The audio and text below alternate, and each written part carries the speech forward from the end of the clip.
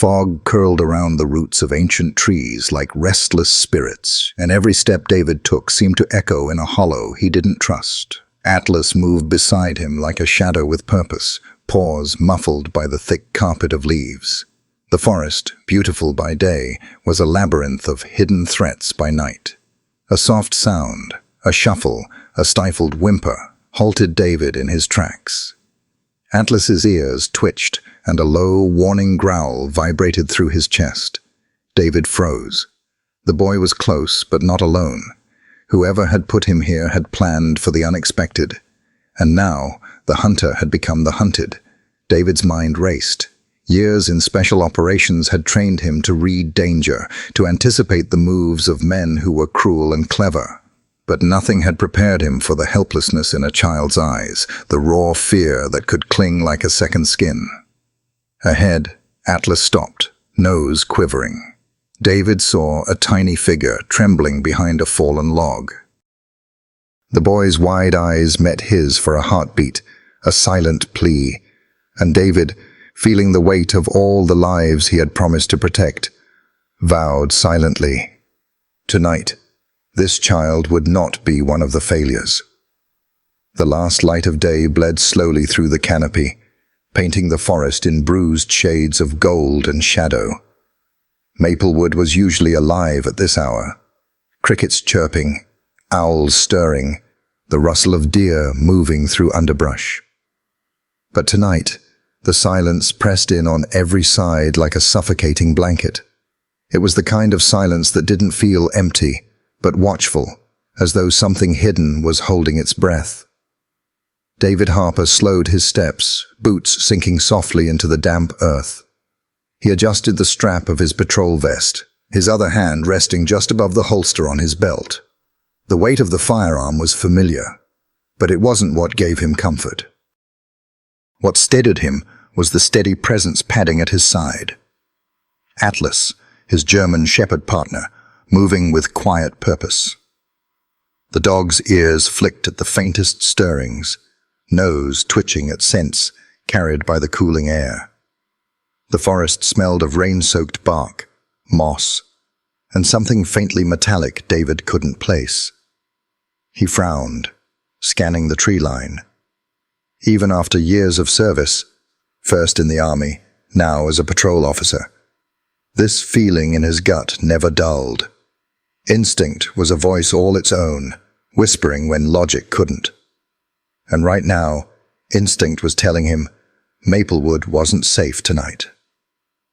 "Easy, boy," David murmured, his voice low.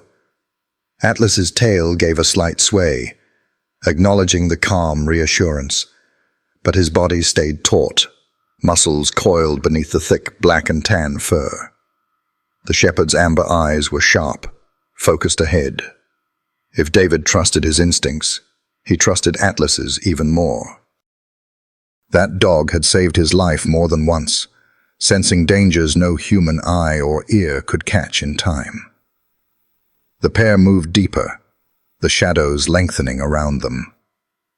Sunlight bled away behind the treetops, and with each step, the air grew cooler, heavier. A breeze stirred the branches, rattling leaves like faint whispers. David paused, his pulse quickening. In that moment, the forest felt like it was leaning closer, listening. He crouched, brushing his hand across the forest floor. Mud clung to his fingertips. Tracks. A set of faint impressions. Not boots, but lighter, smaller. Maybe hikers. But no one in their right mind hiked Maplewood this late in the evening. Not with rumors of wild animals, and worse, whispers of things people didn't talk about aloud. Atlas's head lowered, nostrils flaring. A low growl rumbled in his chest, soft but certain. David's eyes followed the line of the dog's gaze into the dimming thicket. Nothing stirred there, but David felt it. The same static in the air he'd felt once before, years ago in Afghanistan, when the world seemed still just before an ambush. He rose slowly, brushing the dirt from his hand, and tightened his grip on the flashlight clipped to his vest. The beam cut through the dimness, catching fragments of light on wet leaves, on moss clinging to tree trunks. For a moment, there was nothing but emptiness. Then, a snap. A twig breaking. David turned sharply, the beam darting left. Atlas shifted, body lowering into readiness, his eyes never leaving the darkness between the trees. But nothing came, only the silence, heavier than before. David exhaled slowly, trying to quiet the pounding of his own heart. He had patrolled Maplewood 100 times, and yet tonight it felt different. He knew these woods, every path, every clearing, every hunting shack, long abandoned. But what he felt now wasn't familiarity. It was intrusion. Like something foreign had entered a place it didn't belong. He ran a hand across the stubble on his jaw, shaking his head as though to clear it. Maybe it was exhaustion talking. Maybe the weak string of domestic calls and long shifts had caught up to him. But deep down, David knew better. Some silences were natural. This one was not. He glanced at Atlas. The dog's ears were still high, his gaze locked, his growl a steady vibration under the hush of the forest. No, this wasn't in his imagination. Something was wrong here. David moved forward again, slower now, every sense sharpened. His flashlight beam carved narrow tunnels of clarity in the gathering dark. But beyond its reach, the forest seemed endless, secrets folded into shadows. He could feel the weight of the trees, their branches arching overhead like silent witnesses. For a long moment, neither man nor dog made a sound beyond the rhythm of their steps. Then, unexpectedly, David found himself whispering, not to Atlas, not to himself, but to the woods themselves. "Show me." His voice vanished quickly into the air, swallowed whole. The whisper unsettled him. He wasn't a man given to dramatics. Years of service had hardened him, left him practical, pragmatic. And yet tonight, under the fading light, surrounded by that unnatural quiet, it felt as if the forest itself was holding secrets just out of reach. His mind wandered briefly to home, the framed photo on his kitchen counter of his late wife, her smile soft in the morning light. It had been 2 years since the accident, 2 years of patrolling streets and forests, trying to quiet a grief that never truly left. Maybe that was why he felt the weight of nights like this more deeply. Maybe loss had tuned him to silence in ways he hadn't expected. Atlas brushed against his leg, grounding him. David reached down, fingers brushing the thick fur at the dog's neck. The steady warmth, the solid strength, reminded him that he wasn't alone out here. Another sound, this time softer. Not a twig snapping, but the faint sigh of fabric against bark, or the shuffle of weight on soil. David froze. His flashlight darted again, his hand instinctively brushing against the grip of his weapon. Atlas's growl deepened, steady, low enough to make the hairs on David's arms rise. The sound faded again. The forest stilled. But the damage was done. David's instincts were now fully alive, humming with the certainty that something waited out there in the dark. He inhaled, then exhaled through his nose, steadying himself. "Stay sharp," he muttered, more to himself than to Atlas. The dog's ears flicked at his tone, but his eyes never left the dark beyond. They pressed on, their figures swallowed slowly by the gathering shadows. Above, the last streaks of gold sank below the horizon, and the forest surrendered to dusk. What lay ahead, David couldn't yet see. But he knew, as surely as he knew the feel of Atlas's presence beside him, that tonight would not end like every other night. Tonight, the silence was not an end. It was the beginning. Atlas froze. One moment he was padding silently at David's side. The next his body stiffened, ears thrust forward, a low growl rumbling through his chest. The sound vibrated in the heavy air, primal and certain. David stopped instantly, his breath catching.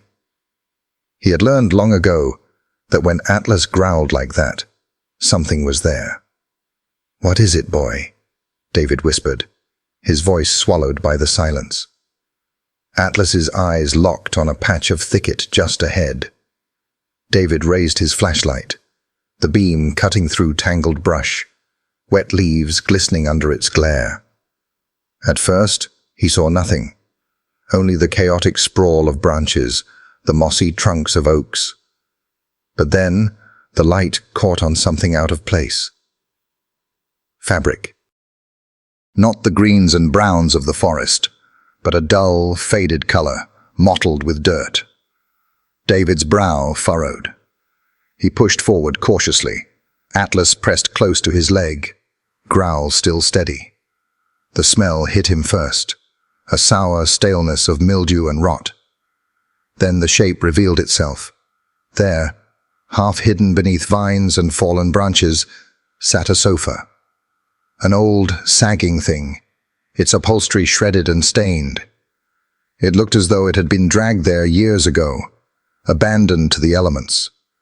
But the way it was placed, angled, wedged deliberately between the trees, made David's stomach tighten. Sofas didn't walk themselves into the heart of Maplewood. Someone had put it there. His flashlight beam slid across the warped cushions, the ripped seams. For a moment, it was only a grotesque piece of trash left to rot. But then something shifted. A faint, almost imperceptible movement beneath the torn fabric. David's hand instinctively went to his sidearm, though his gut screamed at him this wasn't a threat. He stepped closer, his boots sinking into soft earth, every nerve on edge. He knelt, lifting one corner of the dirty upholstery. The breath left his chest. Curled inside, wedged between the cushions like discarded clothing, was a child. A boy. No older than 5. His hair was matted with dirt, his cheeks streaked with grime. His clothes, once a bright shirt and shorts, were now ripped and stiff with old stains. But it was his eyes that struck David to the core, wide, unblinking, glassy with fear. "Dear God," David whispered, the words slipping out before he could stop them. The boy flinched at his voice, shrinking back into the sagging sofa as if expecting pain. Atlas's growl softened into a low whine, the shepherd creeping forward, sniffing carefully. The boy's lips parted, but no sound came. Only a quick, raspy breath, the chest rising and falling too fast. Hey, David said softly, lowering his weapon, raising his empty hands in front of him. "It's okay. You're safe now." He crouched lower, his knees pressing into the damp soil. The boy's small hands trembled as they clutched the cushion, knuckles white. He was filthy, his fingernails packed with dirt. And his face, David noticed with a surge of anger, was streaked not just with mud, but with faint scratches, as if he had fought against something. Atlas moved closer, lowering himself into a gentle crouch, tail still, ears perked forward.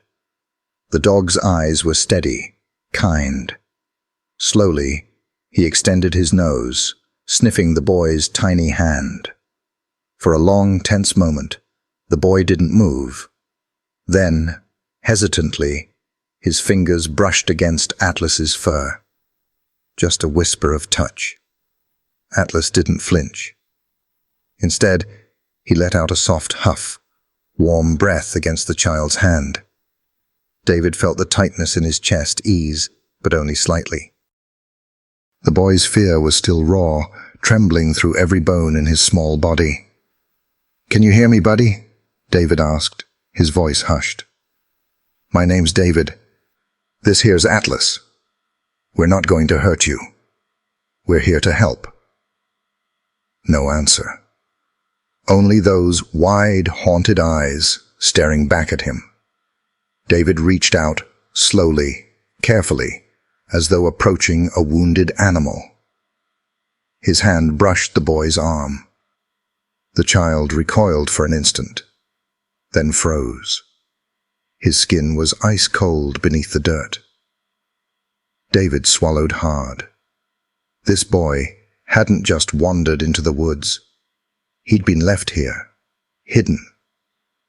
The realization twisted like a knife in David's gut. "Come here," he whispered, sliding his arms gently around the boy's fragile frame. The child resisted for a heartbeat, his limbs stiff, but then something in him gave way. With a shudder, he collapsed against David's chest, burying his face into the rough fabric of the officer's vest. His tiny hands clung desperately, clutching fistfuls of David's shirt as if terrified he'd vanish if he let go. David pulled him close, one hand cradling the back of the boy's head. He could feel the tremors shaking through the small body, feel the wetness of tears soaking into his uniform. The boy didn't make a sound, not a cry, not a word, just silence. Atlas circled once, then sat pressed against David's side, a silent sentinel. His steady presence seemed to soothe the boy, who tightened his grip around David's neck, but didn't resist when Atlas leaned closer, resting his head lightly against the child's leg. David's heart ached with the weight of it, the fear, the fragility, the unimaginable loneliness this boy had endured. He pressed his lips together, fighting the urge to curse aloud. Whoever had done this, whoever had thought a child belonged hidden inside a rotting sofa in the middle of Maplewood, had crossed a line beyond forgiveness. "It's over now," David murmured into the boy's tangled hair. "You're safe. I've got you." Still no words. But the boy's grip spoke volumes. It was the clutch of someone who had lost everything and was terrified of losing again. David rose slowly, keeping the child cradled against his chest.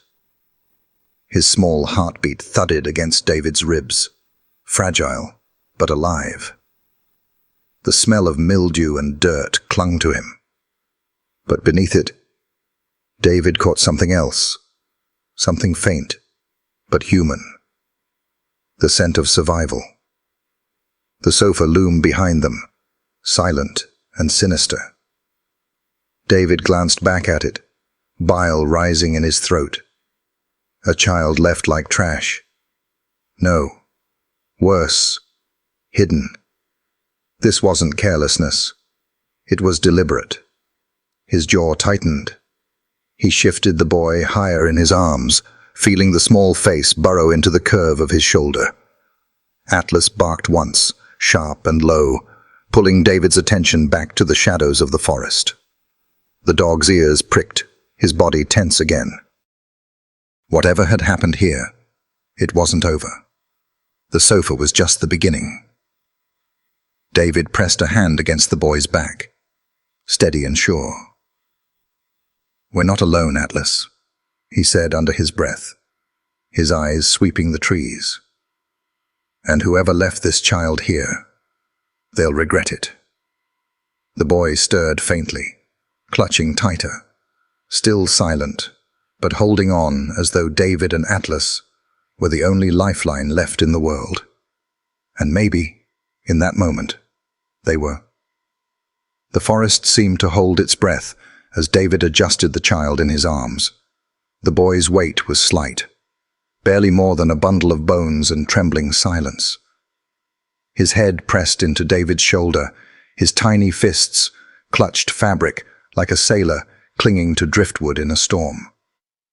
Atlas walked close, his movements deliberate, every muscle alert.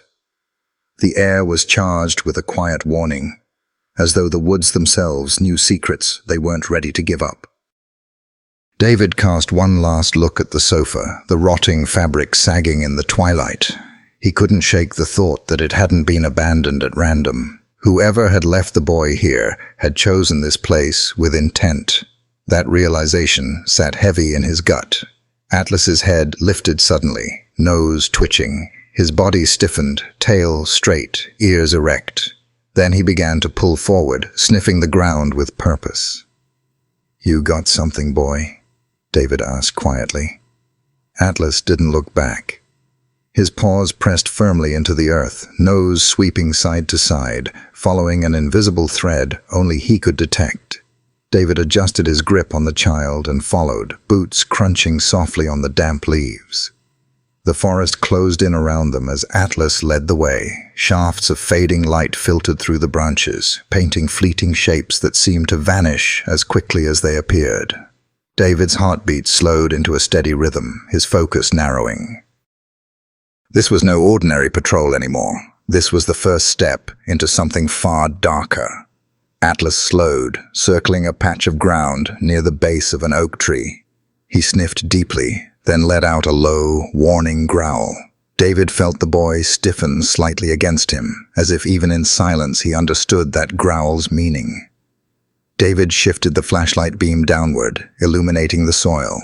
There, faint impressions. Not boots, not bare feet, but scuffs that suggested something had been dragged. Heavy weight, cutting through moss and dirt.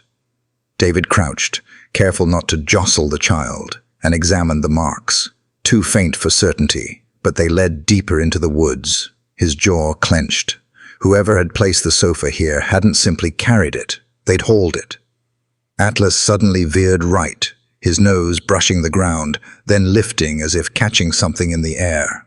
He moved with growing urgency, leading David through the undergrowth, around twisted trunks and roots.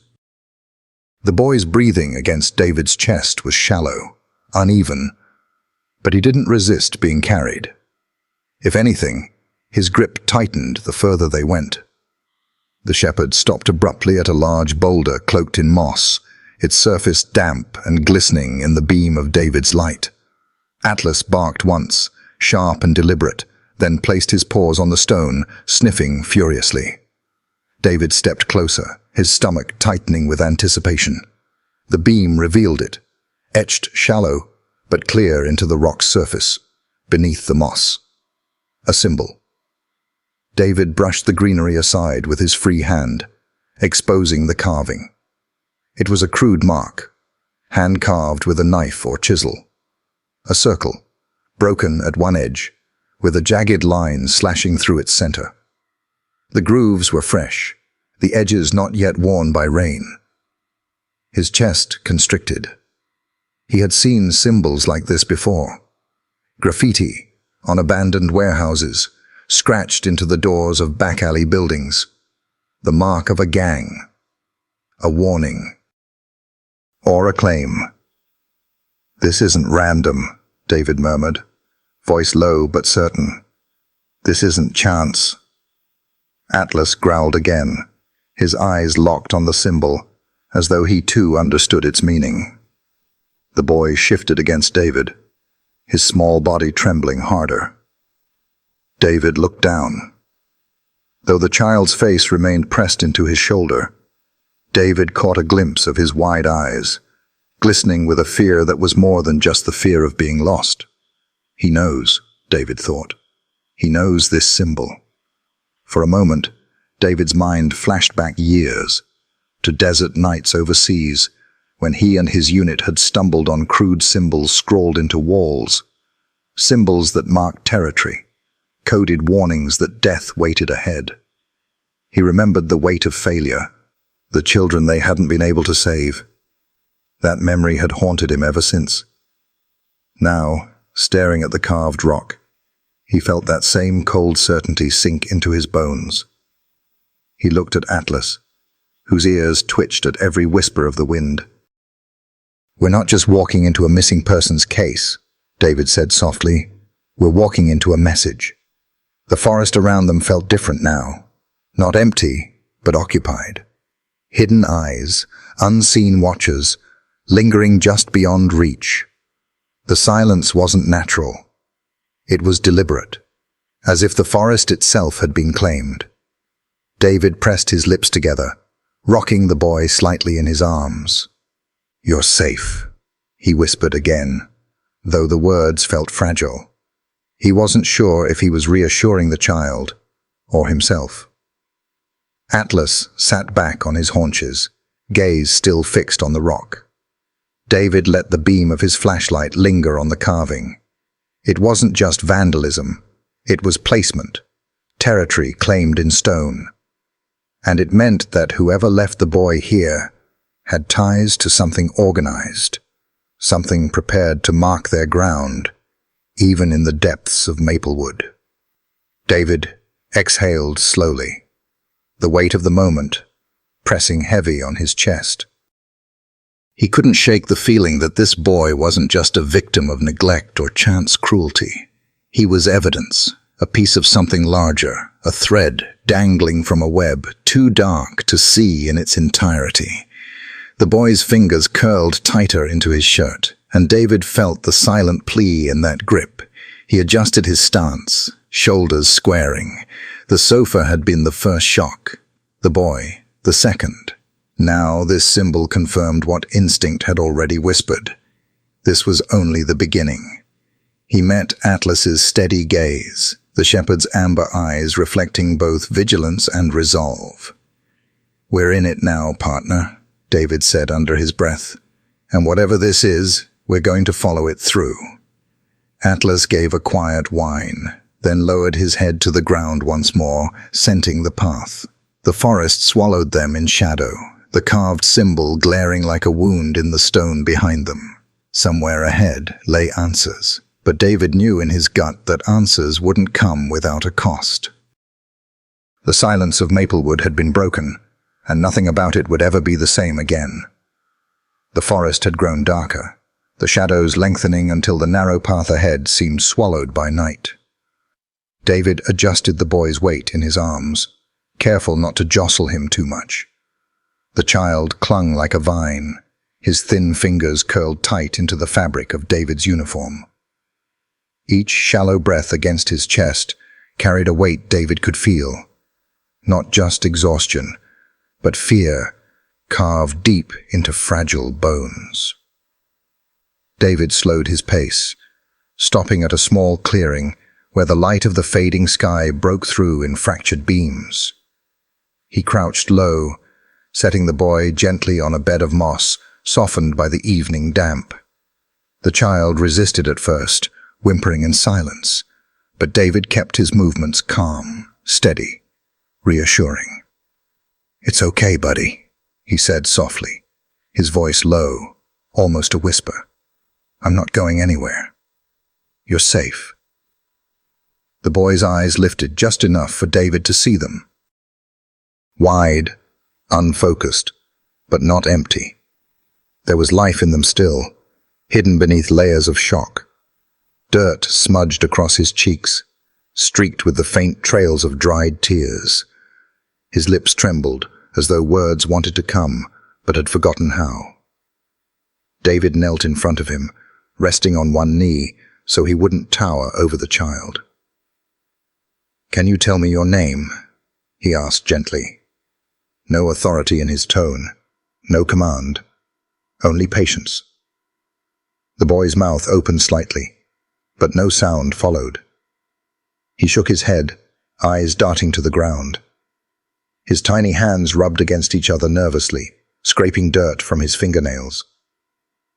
"That's all right," David said quickly, offering the faintest smile. "No rush. We've got time." Atlas stepped forward then, his presence quiet but commanding. The shepherd lowered his body, ears relaxed, tail still, moving slowly so as not to startle the boy. He nudged his nose softly against the child's arm, a gentle gesture of contact. The boy flinched at first, then froze. Atlas didn't pull away. He simply waited, eyes warm, steady. Tentatively, the boy's hand reached out, fingers brushing through Atlas's fur. The texture, soft yet strong, seemed to anchor him in a way words could not. His breathing slowed slightly, though his grip on David's sleeve never loosened. David felt his chest tighten at the sight. He had seen Atlas, calm soldiers in the middle of firefights, ground veterans shaking from flashbacks, guide children out of disaster zones. But here, in this clearing, the bond forming between the boy and the dog felt different. It was raw, fragile, a thread of trust pulling itself together out of silence. "You like him, huh?" David murmured, nodding toward Atlas. "He's a good one. Saved my life more times than I can count." The boy didn't respond, but his eyes lingered on the shepherd, following the dog's every movement. Atlas sat now, close enough for the child to lean against if he chose. He gave a low, almost inaudible huff, as if telling the boy, "I'm here. You don't have to be afraid." David exhaled slowly, the tension in his shoulders easing just a fraction. He reached into the pocket of his vest, pulling out a small water bottle. He unscrewed the cap and held it out. "Here, just a sip. You must be thirsty." The boy hesitated, his gaze flicking between David's face and the bottle. After a long pause, he reached forward, his small hands trembling. David guided it gently, letting him drink at his own pace. Water dribbled down the boy's chin, but he kept drinking, as though every drop mattered. "That's it," David said quietly. "Good job." When the bottle was empty, the boy sat back, eyes downcast again. David studied him in silence. Every bruise, every scrape, every ounce of dirt on his skin told a story of neglect, of cruelty. He had no idea how long the boy had been out here, but it was long enough to strip away words, long enough to replace them with fear. David resisted the urge to push. He wanted answers, but the boy's silence wasn't stubbornness. It was survival. He knew that look. He had seen it in war zones, in the eyes of children who had endured what no child ever should. Instead, he simply said, "You don't have to talk yet. That's okay. We'll figure this out together." The boy's lips parted as if to reply, but again no sound came. Instead, he shifted closer, pressing his shoulder into David's chest. David wrapped an arm around him without hesitation, pulling him in gently. The boy's small frame trembled, but he leaned into the warmth, as if giving in at last to the safety he had been denied for so long. Atlas lay down beside them, resting his head across the boy's lap. The child's hand automatically began to stroke the dog's fur, a repetitive motion that seemed to calm the storm inside him. David let the silence linger. Not the oppressive silence of the forest earlier, but a healing one, quiet enough to breathe in, gentle enough to hold them together. He tilted his head, watching the child's face. "You know," he said softly, "when I was your age, I used to get scared of the dark, thought there were monsters hiding in every corner. But then I learned something. Most of the time, it's not the dark itself that's scary. It's not knowing what's inside it. But when you've got someone watching your back," he nodded toward Atlas, "the dark doesn't win." The boy blinked, his gaze flicking briefly to David's eyes, then back to Atlas. It wasn't much, but it was the first glimmer of recognition, like a door creaking open just enough to let in light. David gave a small smile, though inside his chest, grief and anger battled in silence. Whoever had left this boy here had stolen his words, but they hadn't stolen everything. There was still trust to rebuild, hope to nurture, and David intended to see it through.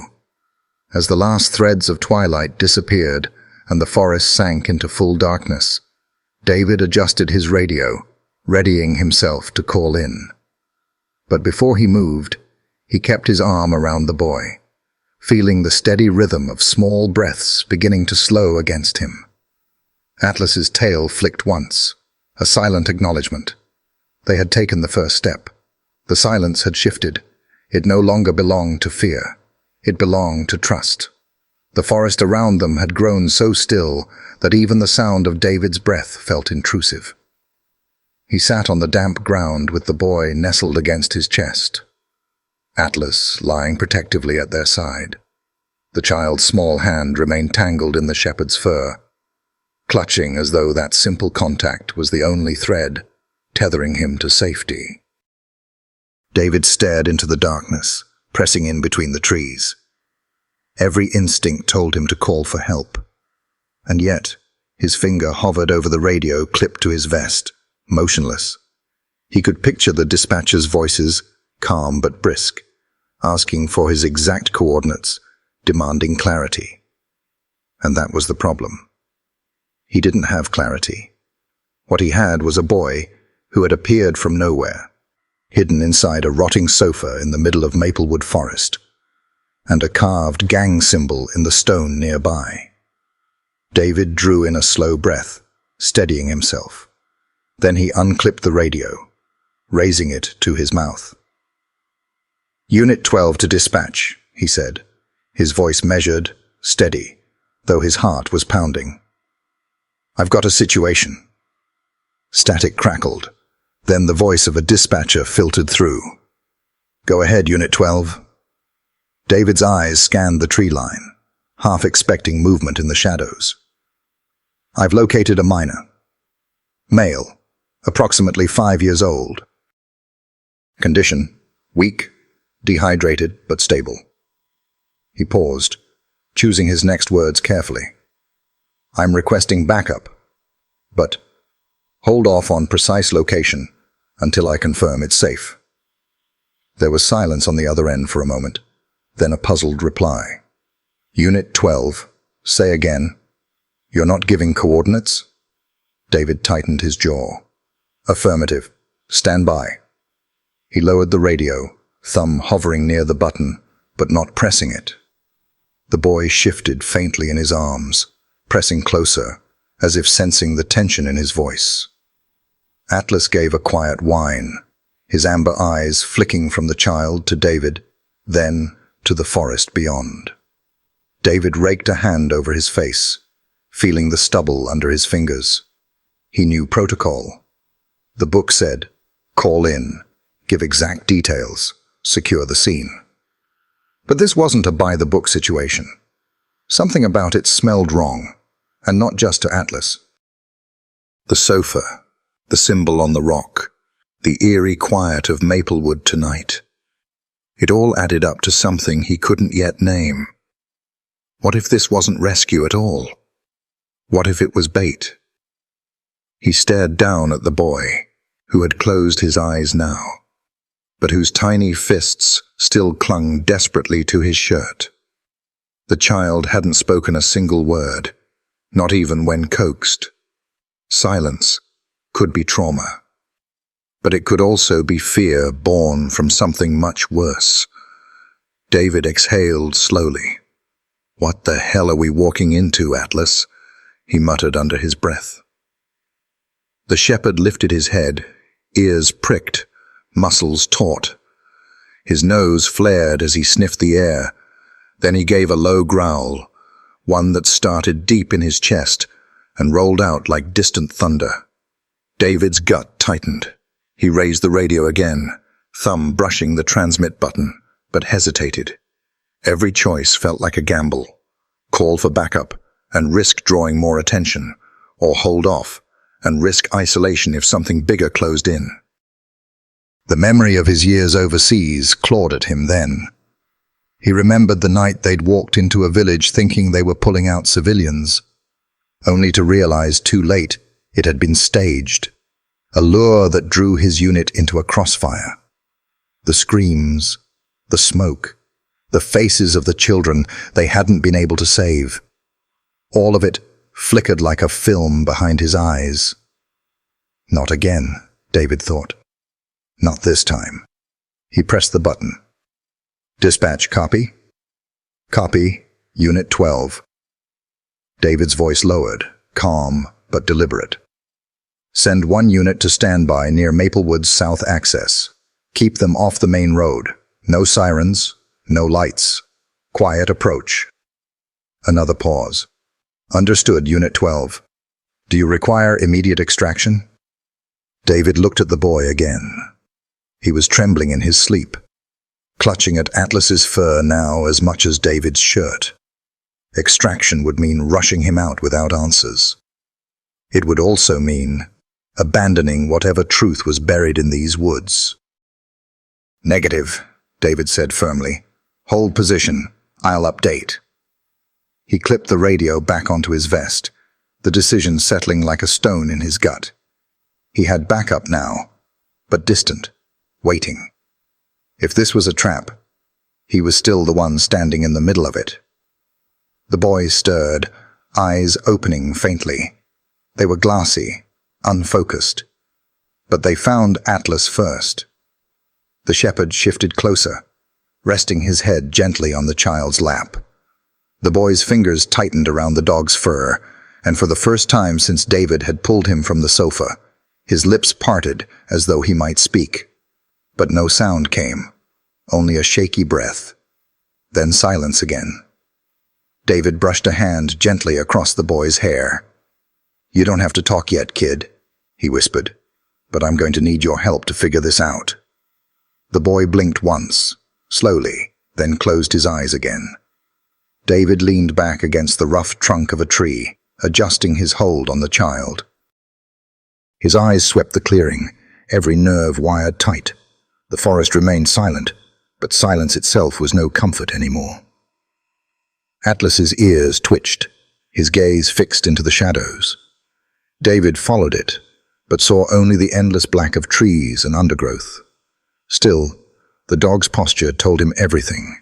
The night wasn't empty. They weren't alone. Inside, David's mind wrestled with the questions. Was this boy just another lost child, a tragedy hidden away in the woods, or was he something else entirely, a pawn in a crueler game, placed as bait to draw them deeper? He clenched his jaw.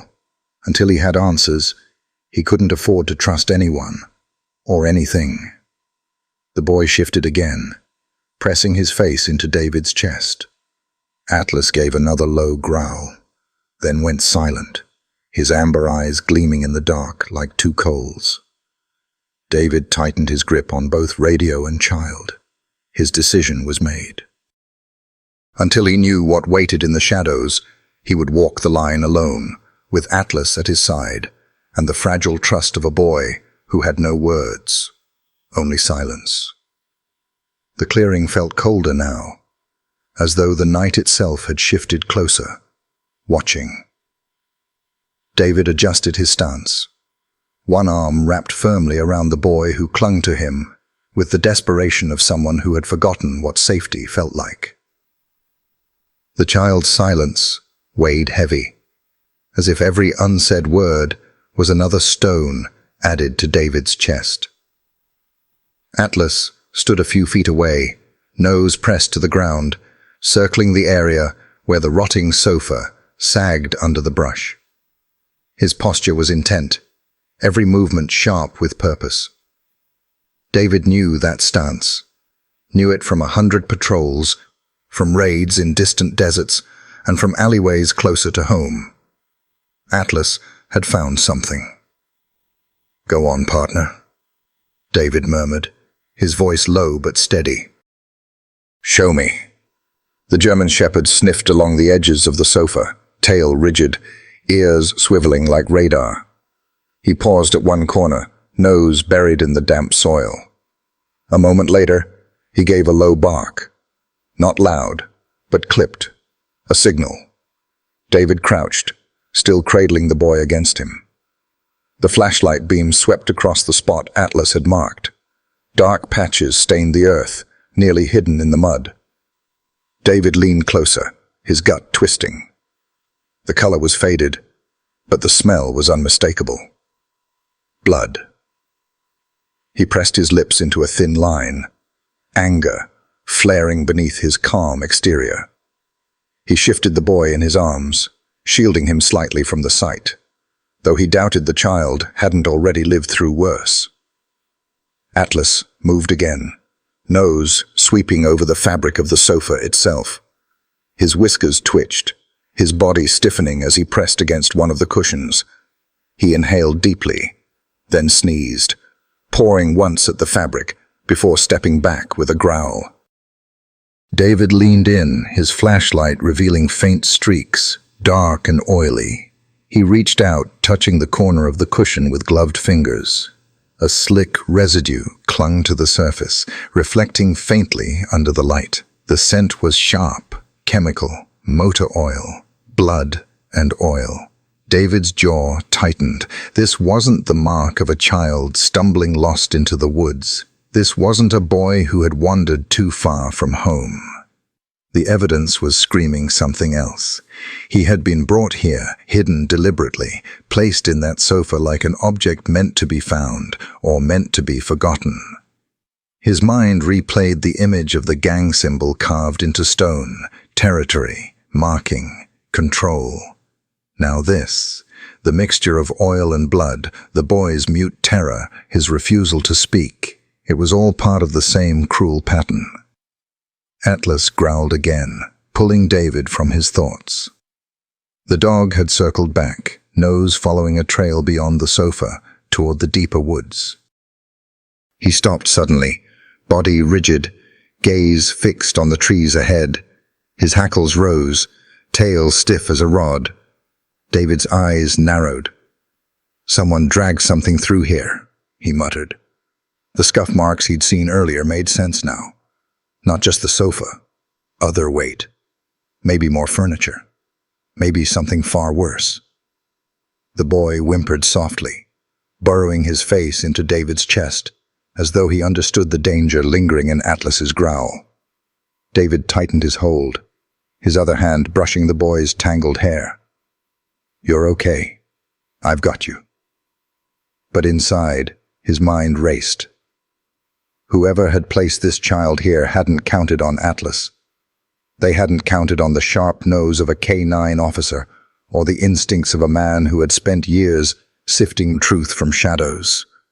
He rose to his full height, adjusting his grip on the child. Atlas padded back to his side, pressing his body close, a living shield. His amber eyes gleamed in the darkness, steady and sure, but carrying the same unspoken message David's gut already knew. This wasn't chance. This was calculated. David tilted his head back, staring up at the canopy. The night sky peeked through the branches, a handful of stars watching like cold witnesses. "You didn't just end up here, did you, kid?" he whispered, voice catching in his throat. "Someone put you here, like you were property." The word nearly choked him. He could feel the boy tense faintly, though no sound left his lips. His small fingers clutched tighter into David's vest, knuckles white. David's anger burned hotter now, a low fire beneath his calm exterior. He had seen cruelty before, but this, the deliberate abandonment of a child in the woods marked by blood and oil, felt like a message written in the ugliest language. Whoever was behind it had wanted him hidden, silenced, erased. Not on his watch. Atlas shifted, pressing his shoulder into David's leg, grounding him. David reached down, brushing his fingers across the dog's fur in silent acknowledgement. They had been through too much together for words to be necessary. The forest loomed ahead, dark and endless. Every instinct screamed that the trail Atlas had found led to something worse, that the sofa was just the surface of a much deeper rot. But with a trembling boy in his arms and shadows pressing closer, David knew he couldn't push further tonight. Not yet. He needed backup. He needed answers. And most of all, he needed to keep this boy alive. David turned back toward the clearing, flashlight beam cutting once more over the sofa. The stench of mildew, oil, and old blood clung to the air, thick and inescapable. The boy shivered again, silent tears dampening David's shirt. "It's over for now," David said softly, more a vow than reassurance. "They tried to hide you, but they failed. We've found you. And we'll find the rest." Atlas stood beside him, eyes fixed on the path into the woods, growl simmering low in his throat. The dog didn't believe it was over, and neither did David, because the evidence was undeniable now. This boy hadn't wandered here by accident. He had been placed, and whoever had placed him was still out there, watching, waiting. The night air in Maplewood had grown sharper, colder, as if the forest itself knew secrets it did not wish to share. David adjusted the boy in his arms, feeling the child's fragile weight pressed against him, each breath shallow and uneven. The boy hadn't spoken, hadn't cried out, only clung tighter, his small fists locked in the folds of David's uniform. Atlas stood a few feet ahead, his silhouette etched against the faint glow of moonlight slipping between the trees. His nose brushed the ground, his body rigid with intent. Every so often he would pause, lift his head and sniff the air, amber eyes glinting like coals in the dark. "Easy, partner," David whispered, his voice steady, though his pulse hammered. "Lead the way." Atlas moved forward, each step deliberate, pressing deeper into the forest. David followed, boots sinking into the damp soil, branches snapping softly under his weight. Every sound felt amplified, the crunch of leaves, the distant creak of trees swaying in the night breeze, the faint rustle of something unseen moving in the brush. David's flashlight beam cut narrow paths through the darkness. It revealed fragments of a world that felt both familiar and alien. Moss climbing the trunks of oaks, roots twisting like gnarled hands, and the pale mist beginning to curl across the forest floor. Beyond the reach of that light, however, everything vanished into an oppressive black, a curtain that seemed to close tighter with every step. The boy stirred faintly, his head shifting against David's chest. His eyes opened, catching the light for the briefest moment, wide, glassy, filled with something too old for his small frame. The hollow ache of fear carried too long. David murmured softly, "You're safe with me, buddy. Just hold on." The child didn't respond, but his arms squeezed tighter around David's neck, as if clinging to the only truth he could believe. Atlas suddenly stopped, his ears shooting upward, tail rigid. His body lowered slightly, weight shifting into a crouch. David froze instantly. The silence around them thickened, so complete that even his own breathing sounded too loud. He scanned the tree line, flashlight beam darting left and right. Nothing moved, but Atlas's instincts were never wrong. The dog inhaled deeply, nostrils flaring, then padded forward again. His pace was quicker now, more urgent, nose pressed to the ground as if following an invisible thread. David adjusted his grip on the boy and kept up, heart thudding in his chest.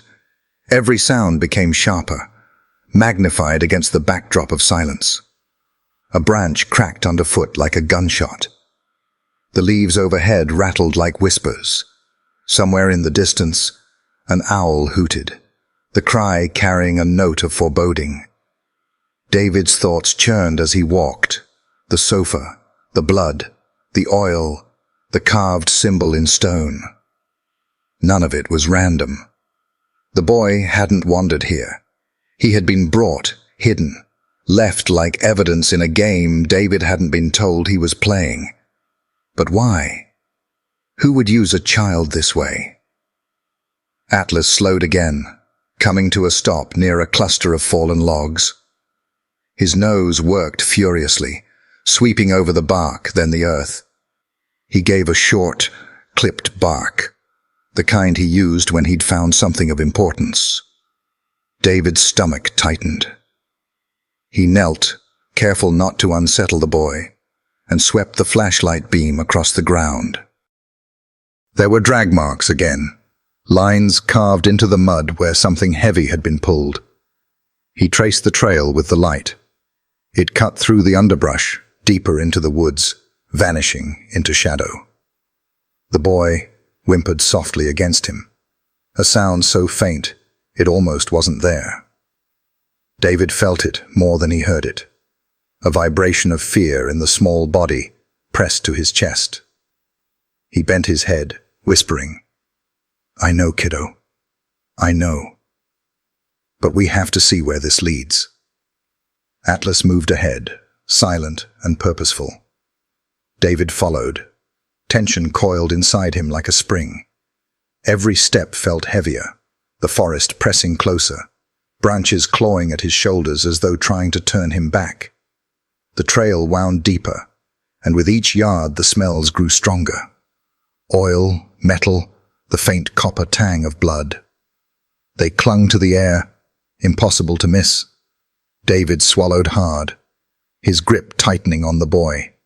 This wasn't the wild anymore. This was human, calculated. Atlas stopped again, head lifting. His ears pivoted sharply toward the left. David turned his flashlight in that direction.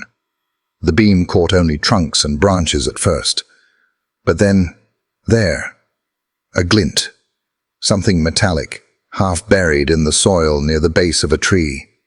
He approached cautiously, shining the light closer. It was a chain, rusted in parts, but fresh enough that it hadn't been there long. One end was bolted into the tree's trunk, the other hanging loose, its clasp bent. David's throat tightened. A child small enough to fit inside a sofa, a chain in the woods. Whoever had left that sofa hadn't done it to discard. They had done it to conceal. He looked down at the boy. The child's eyes were half open, catching the light, his expression unreadable but haunted, as if he recognized the chain, as if memory itself was too much to hold. David forced his breathing steady, hiding the fury clawing inside him. He brushed the boy's hair back gently, whispering, "Not anymore. You're not going back there. Not while I'm here." Atlas whined softly, pulling David's focus forward. The dog's nose was to the ground again, tracing the drag marks further into the woods. The trail was still fresh, still leading somewhere. David exhaled, his jaw set. The path ahead was darker, more dangerous, every instinct screaming at him to wait for backup. But the evidence, the chain, the stains, the boy's silence, all pointed to a truth too big to ignore. This wasn't an isolated cruelty. It was a thread leading to something much larger, much darker. He adjusted the boy in his arms, turning to Atlas. "All right, partner. Let's see where this takes us." The shepherd looked back at him, eyes sharp, then padded forward into the black. David followed, the child clutching him tighter, the forest closing in with every step. And though he couldn't see what lay ahead, he knew this much with certainty. They were walking deeper into the heart of something vast and sinister. Every sound magnified, every step mattered, and there was no turning back. The trail wound deeper into the forest, and with each step David felt the weight of the night pressing heavier on his shoulders. Atlas moved with tireless precision, nose close to the ground, weaving through the underbrush with an instinct sharpened by years of training. The boy clung silently to David's chest, his small body trembling with every snap of a twig beneath their boots. The air grew colder, damp. The smell of earth and moss thickened until David caught something else beneath it: stale wood, rot, and the faintest trace of smoke long since burned out. He stopped, scanning the trees. That was when he saw it. Between the branches ahead, half hidden by creeping ivy and shadows, loomed the outline of a structure. The walls sagged with age, boards blackened and warped. A roof caved slightly inward. Windows covered by sheets of plywood gaped like blind eyes. A cabin.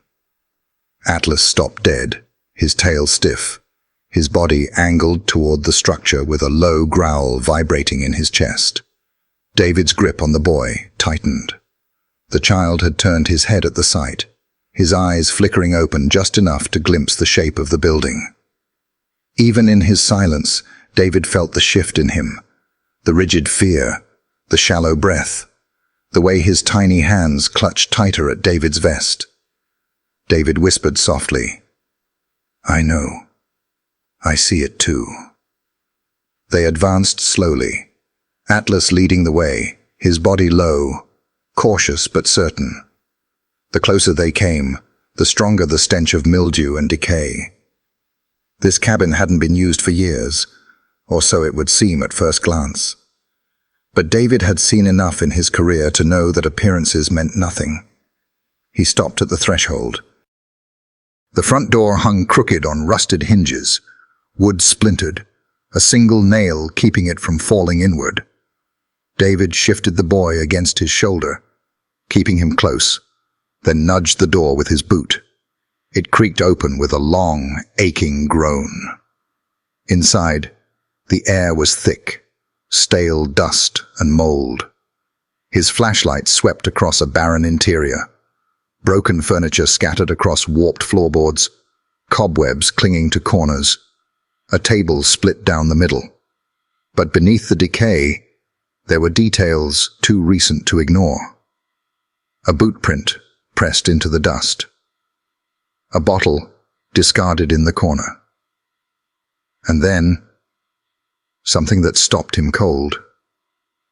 On a chair near the wall sat a bag. A heavy, canvas duffel, its zipper pulled halfway open. David's flashlight beam landed on it, and his chest tightened. Inside, he glimpsed the sharp corners of photographs. Atlas growled again, circling the bag, nose twitching violently. David crouched carefully, setting the boy down just for a moment. The child whimpered, refusing to let go of his sleeve, so David kept one hand firmly on him as he reached with the other toward the bag. He unzipped it fully. What spilled out stole the breath from his lungs. Stacks of photographs. Children, dozens of them.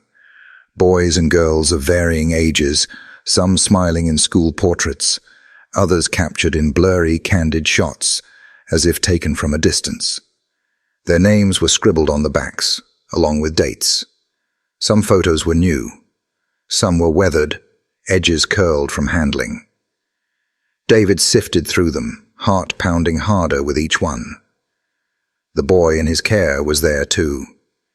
His face stared up at him from a photo, cleaner, healthier, wearing clothes that now hung in rags on his body. The same wide eyes, though in the picture they still held light. "Jesus Christ," David whispered. His stomach churned.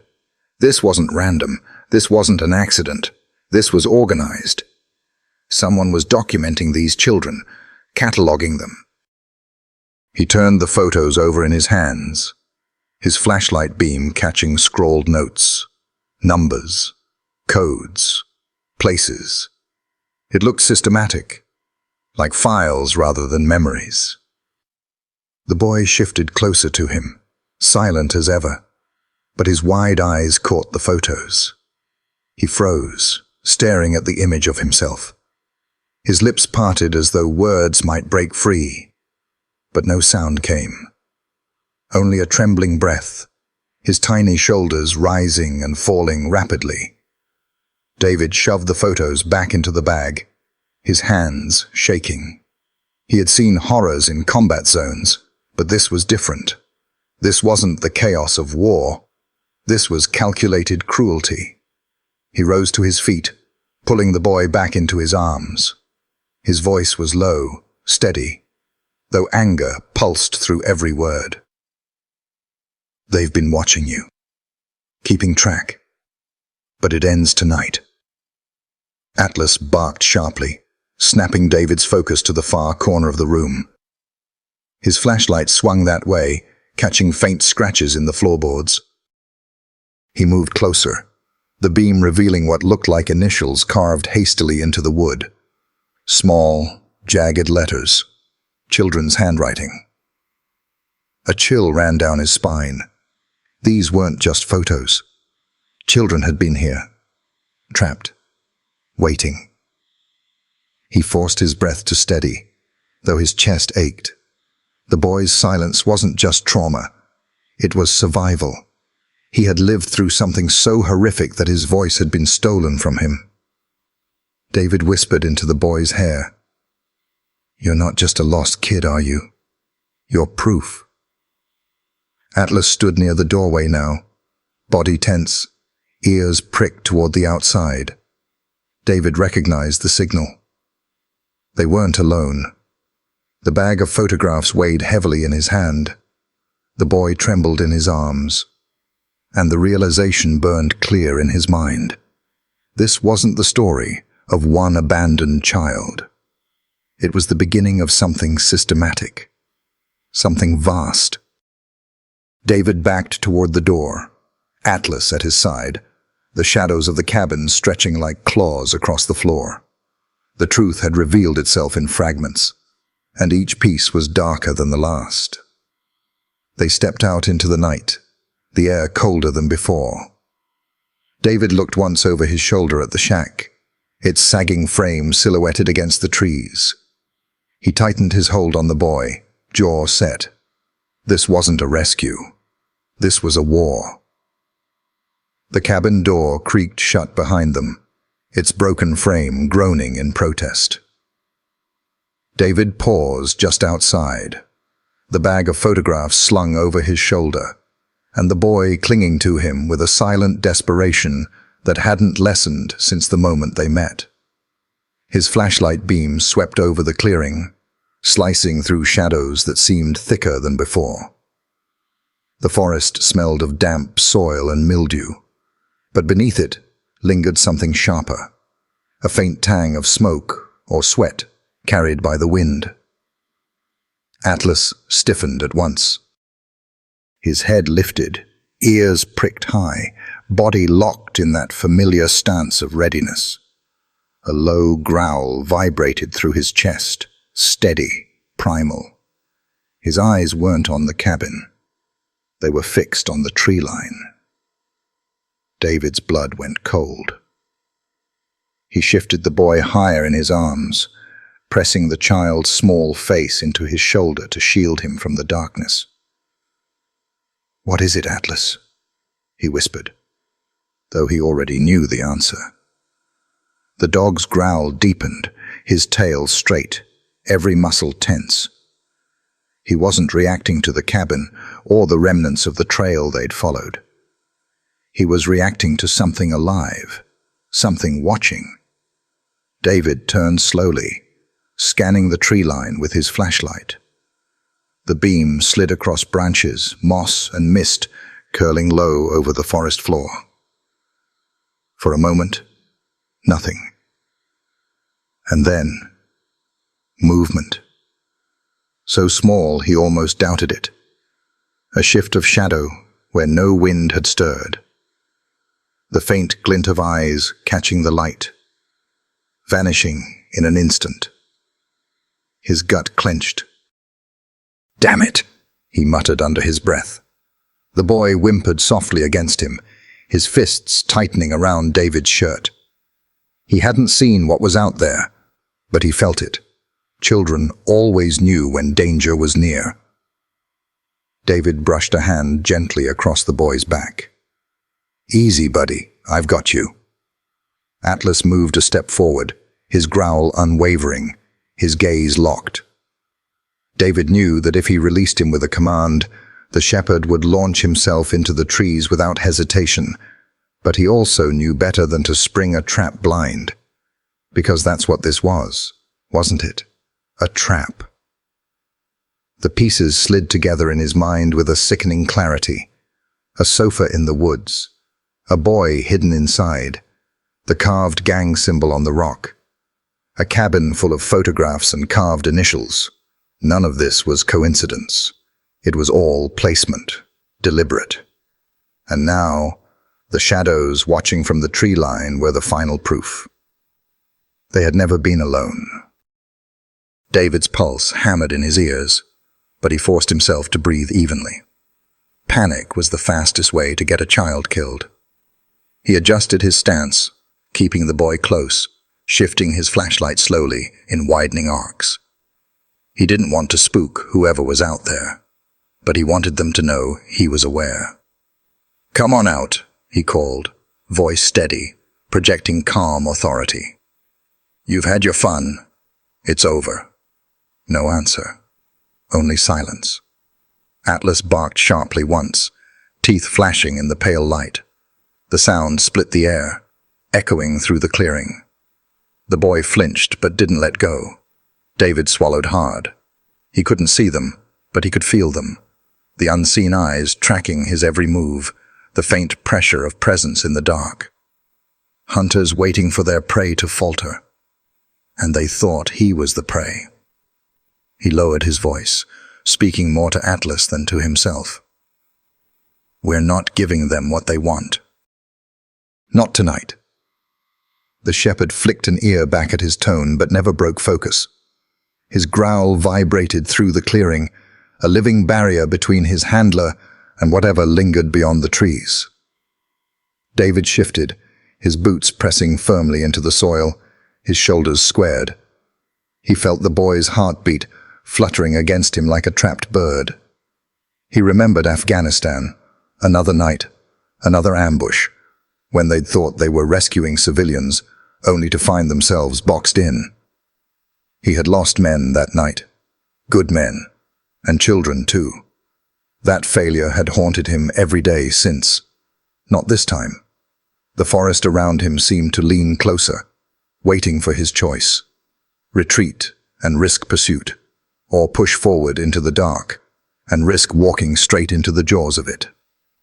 His radio was still clipped at his vest, but he knew calling now, shouting his coordinates into the air, would only expose how close he was to panic. Instead, he whispered into the boy's hair, words soft but resolute. "You're not going back to them. Not ever." Atlas barked again, shorter this time, snapping David's attention to the left. He swung the flashlight, just in time to catch another flicker of movement, a shadow darting between trees, fast, deliberate, then gone. David's teeth clenched. They weren't just watching, they were positioning, surrounding. The boy pressed his face deeper into David's shoulder, trembling uncontrollably now. David tightened his hold, every fiber of him screaming to protect. Atlas took a step forward, body angled like a spear, ready to strike. David laid a hand on his back. "Not yet," he muttered. "Not until we know what we're dealing with." The weight of the bag on his shoulder felt heavier than ever. Inside it were the photographs, the proof of something far bigger than a single child.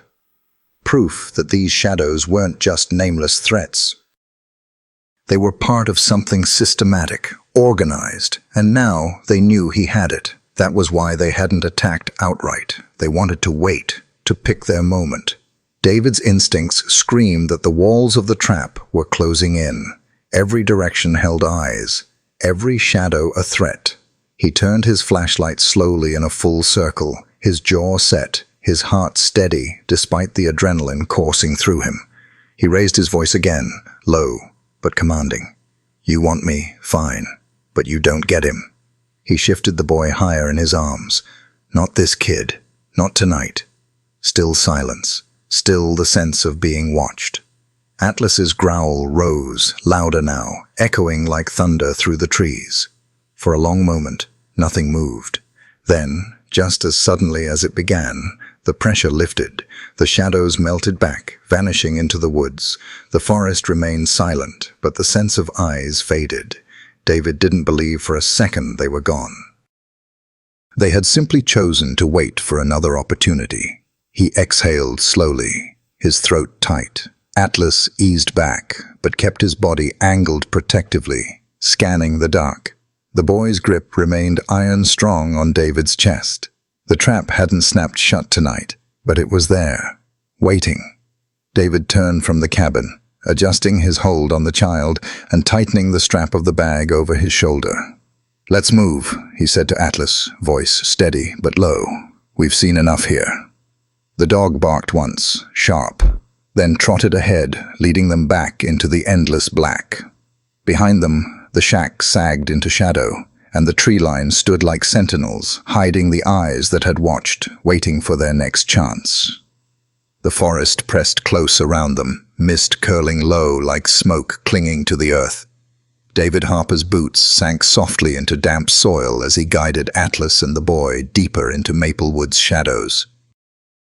His flashlight beam swayed with each step, carving brief tunnels of light through the dark. The child's breathing against his chest had steadied, but it was a brittle steadiness, the kind born not from safety, but exhaustion.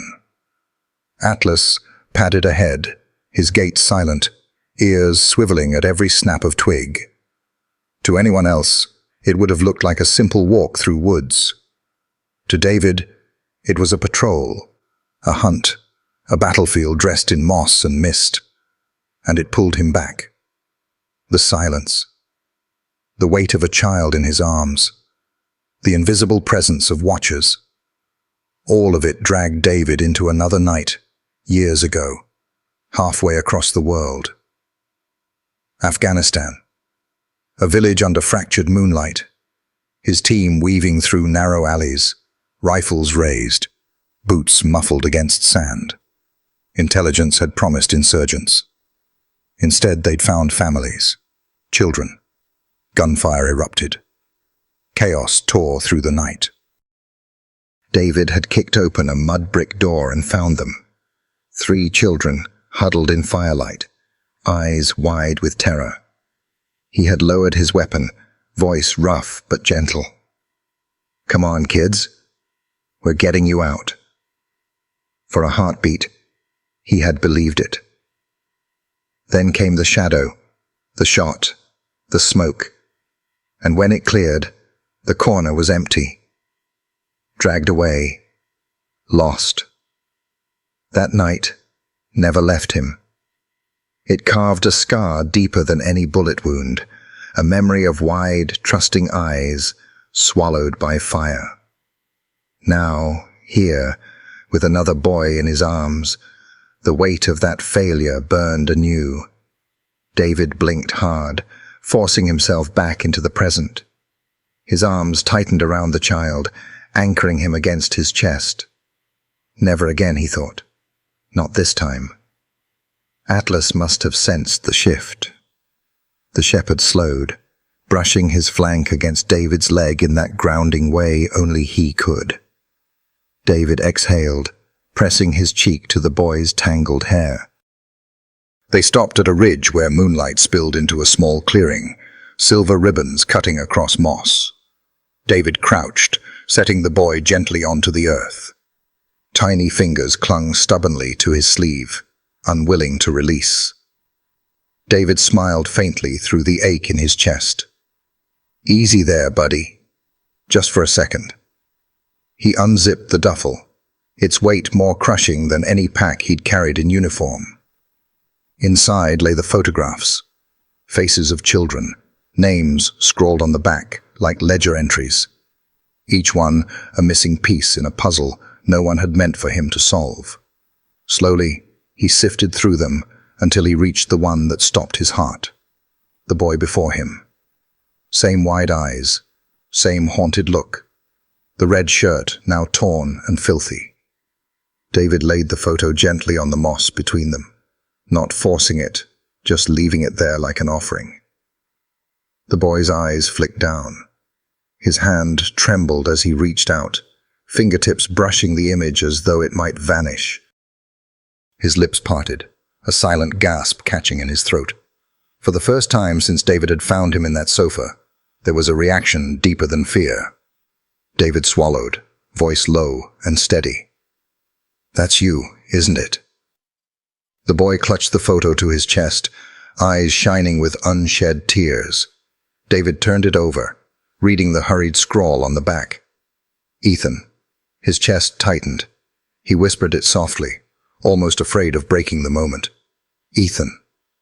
The boy's head snapped up, eyes locking onto him with sudden intensity. David said it again, firmer. "Ethan." A sound escaped, half sob, half gasp, as though his body remembered language even if his voice could not. Tears spilled down his dirt-streaked cheeks. He curled around the photo, nodding once, small but sure. David leaned close, brushing tangled hair from his forehead. "Ethan," he repeated, as if anchoring him to the name. "You're safe now. They can't take that away." Atlas lay beside the boy, warm body pressed close. Ethan buried his face in the shepherd's fur, silent sobs shaking his small frame. David rested a steady hand on his back, repeating the name like a vow. "Ethan, Ethan, Ethan." The forest's silence shifted. It no longer felt oppressive, but reverent, as though holding its breath around a name reclaimed. For the first time in years, David felt something stronger than guilt. Resolve. Then Atlas's ears flicked. The shepherd's head lifted sharply, nose twitching. His muscles coiled, a growl vibrating low in his chest. David froze. He knew that sound, not a warning for shadows, a warning for presence. He rose carefully, pulling Ethan back into his arms. The boy clung to him, eyes wide, sensing tension. David kept his voice calm. "It's all right, buddy. He's just checking things out." Inside, his pulse hammered. Atlas moved forward, nose pressed to the soil. He unearthed a scrap of cloth, stained dark, reeking of oil and metal, gun oil. David's jaw clenched. Fresh. Recent.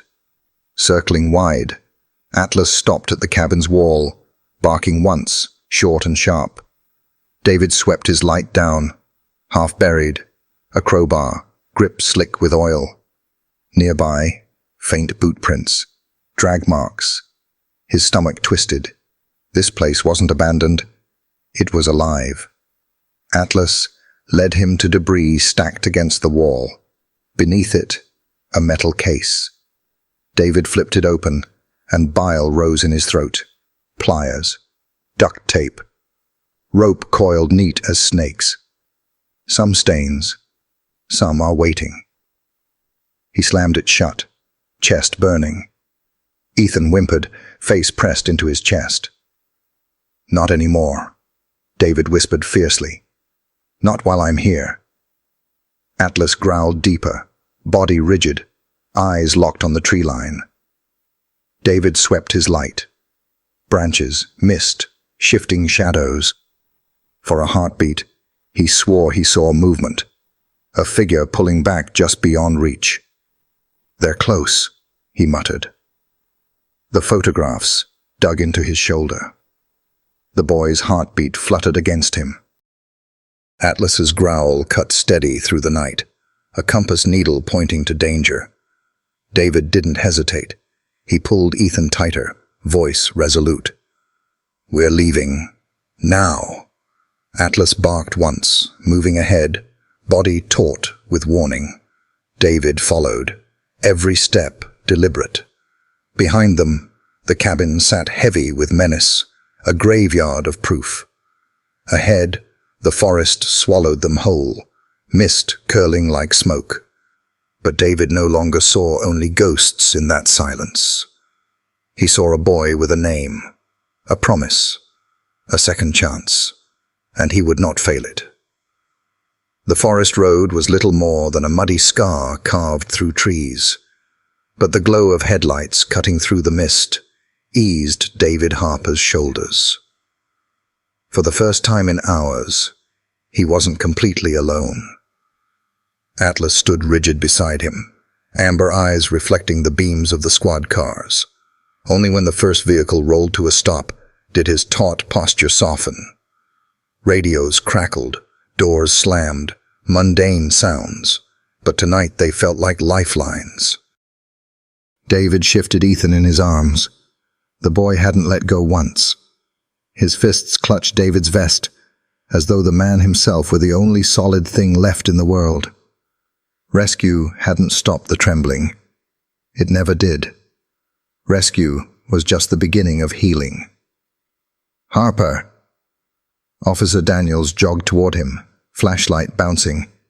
His steady face faltered when he saw the boy. "We've got him alive," David said quietly. "Name's Ethan, confirmed by a photo. He hasn't spoken." Daniel's eyes flicked to Atlas, then to the duffel bag sagging from David's shoulder. "What the hell did you find out here?" David set the bag down, crouching so Ethan stayed tight against his chest. He unzipped it slowly. "See for yourself." The photograph spilled across the hood of a cruiser. Dozens of children stared up at the night. School portraits, playground shots, candid glimpses of innocence stolen. Dates and notes were scrawled on the backs. An officer swore under his breath. Daniels picked one up, his knuckles whitening as he turned it over. "This is systematic," David nodded grimly. "The shack isn't abandoned. Fresh tools, boot prints, drag marks. This kid wasn't lost. He was placed." His gaze dropped to Ethan, whose wide eyes darted toward the photos. David shielded him, pulling him closer. "This is a ring, and it's active." The men fell silent. Radios hummed, leaves rustled overhead. But the weight of the revelation settled heavy. Dozens of children, maybe more. Atlas barked once, sharp and decisive, pulling their attention to the tree line. His growl deepened, vibrating through the dirt. Daniels muttered, "We're being watched." David kept his voice steady. "They've been watching since I found him. They let us walk out." Daniels swallowed. "Then this isn't just a crime scene. This is territory." David met his gaze. "Exactly." He passed Ethan to Daniels with reluctance, whispering into the boy's hair. "I'll be back, kid." "You're safe." Ethan whimpered, but his grip loosened. Atlas brushed against him as though promising the same. Then David turned toward the shack. The structure loomed ahead, windows nailed shut, roof sagging. Flashlights swept its warped boards. The stench of mildew and rot thickened with every step.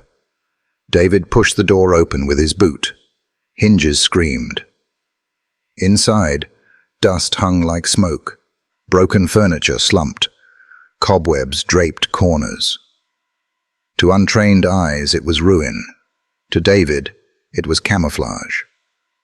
Atlas moved first, nose pressed low. He pawed at loose boards.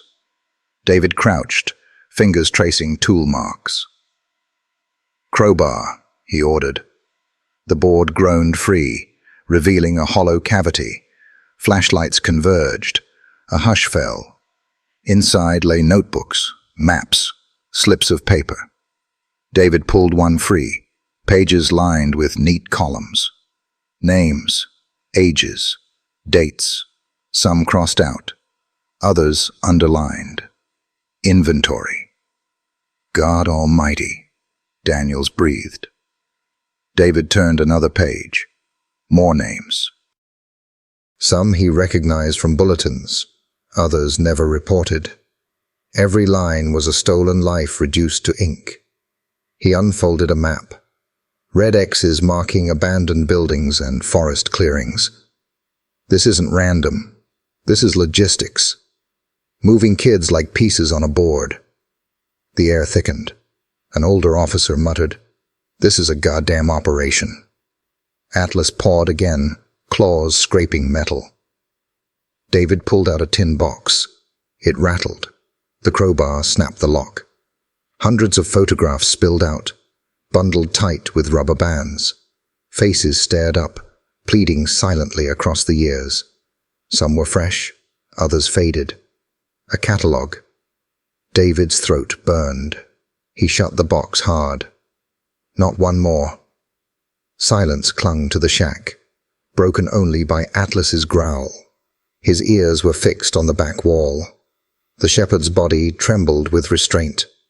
David stuffed the notebooks, maps, and photos into the duffel. The zipper shrieked as it closed. "We've got enough to bring it all down, but they know it. They'll come." The words were still leaving his mouth when the first crunch of boots sounded outside. "Positions," David snapped. Officers dropped, weapons raised, lights cut. Atlas crouched low, muscles coiled. The door exploded inward with a splintering crack. A flashbang clattered across the floor. White light. Deafening roar. David hit the ground, curling his body around Ethan, who had slipped free of Daniels in the chaos. Wood shards rained down. Gunfire tore the silence apart. Bullets ripped furniture to splinters, sparks leaping from nails. Officers shouted, firing back, their voices lost in the storm. Atlas launched into motion. He slammed into the first intruder, teeth burying deep in an arm, dragging the man down with raw force. The rifle clattered away. Another burst of glass from the back window, another shadow climbing through. David shoved Ethan beneath the table, planting himself in front. His rifle barked twice. The intruder dropped, blood smearing the boards. "Hold the line," Daniel shouted, returning fire. But shadows crowded the doorway. Masked faces, rifles raised. Atlas ripped free and lunged again, his body a blur of muscle and fury. He bowled one man back through the door, jaws snapping, then reappeared, muzzle streaked, but eyes blazing. He planted himself beside David, snarling. Bullets shredded the walls. An officer cried out, shoulder torn. Atlas darted forward, shielding him with his body, barking like thunder. The officer scrambled back, alive only because of the dog. David's chest heaved. The smoke thickened, burning his lungs.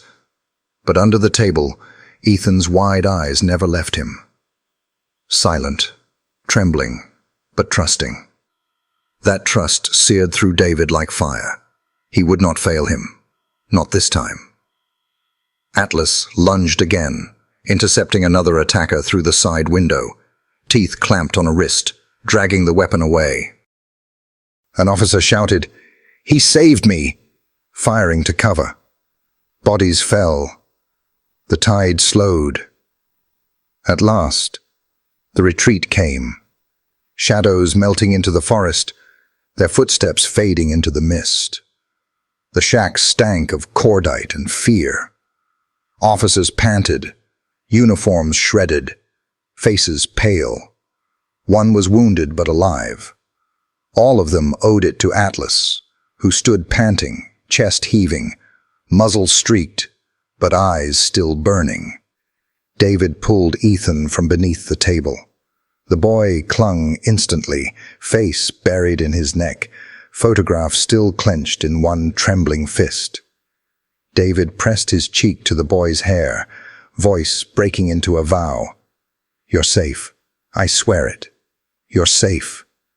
Atlas leaned into his leg, solid as stone. David's hand rested on his back, grounding himself in the dog's presence. Because tonight had proved the truth. This wasn't just shadows in the woods.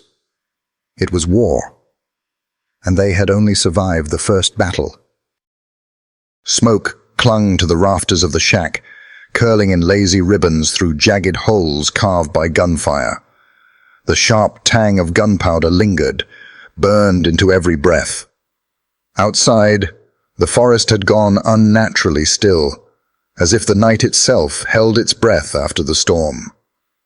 David lowered his rifle slowly, arms heavy, ears ringing. Around him, officers moved like ghosts through the haze, checking bodies, gathering weapons, hauling the wounded into the weak light of lanterns. Their faces were grim, streaked with soot and sweat. Atlas stood in the center of it all, chest heaving, muzzle flecked with blood that wasn't his. His amber eyes scanned every corner, every body, unblinking. Even now, long after the last shot, his muscles remained coiled. He wasn't convinced it was over, neither was David. And then he saw Ethan. The boy had crawled out from beneath the table once the gunfire died, folding himself into the corner. Knees hugged to his chest, arms locked tight around the photograph still clutched in his hand. His eyes were open but vacant, unblinking, staring through the broken floorboards. David's heart clenched. He crouched slowly, careful not to shatter the fragile stillness. "Ethan," he whispered, his voice scraped raw by smoke and shouting, softened now to something fragile. The boy didn't move, didn't blink. Atlas padded over, his paws soundless. Without hesitation, the shepherd lowered himself beside the child, curling his massive body close until his warmth pressed against Ethan's side. The boy's tiny fingers loosened around the photograph just long enough to thread themselves into the dog's thick fur. Instinct, not thought. David swallowed hard, laying a steady hand on the boy's shoulder. Ethan flinched but didn't pull away. His dull eyes lifted only slightly, to Atlas, not David. The shepherd's steady breathing calmed the tremors that shook the boy's thin frame. David whispered, "He saved us all tonight.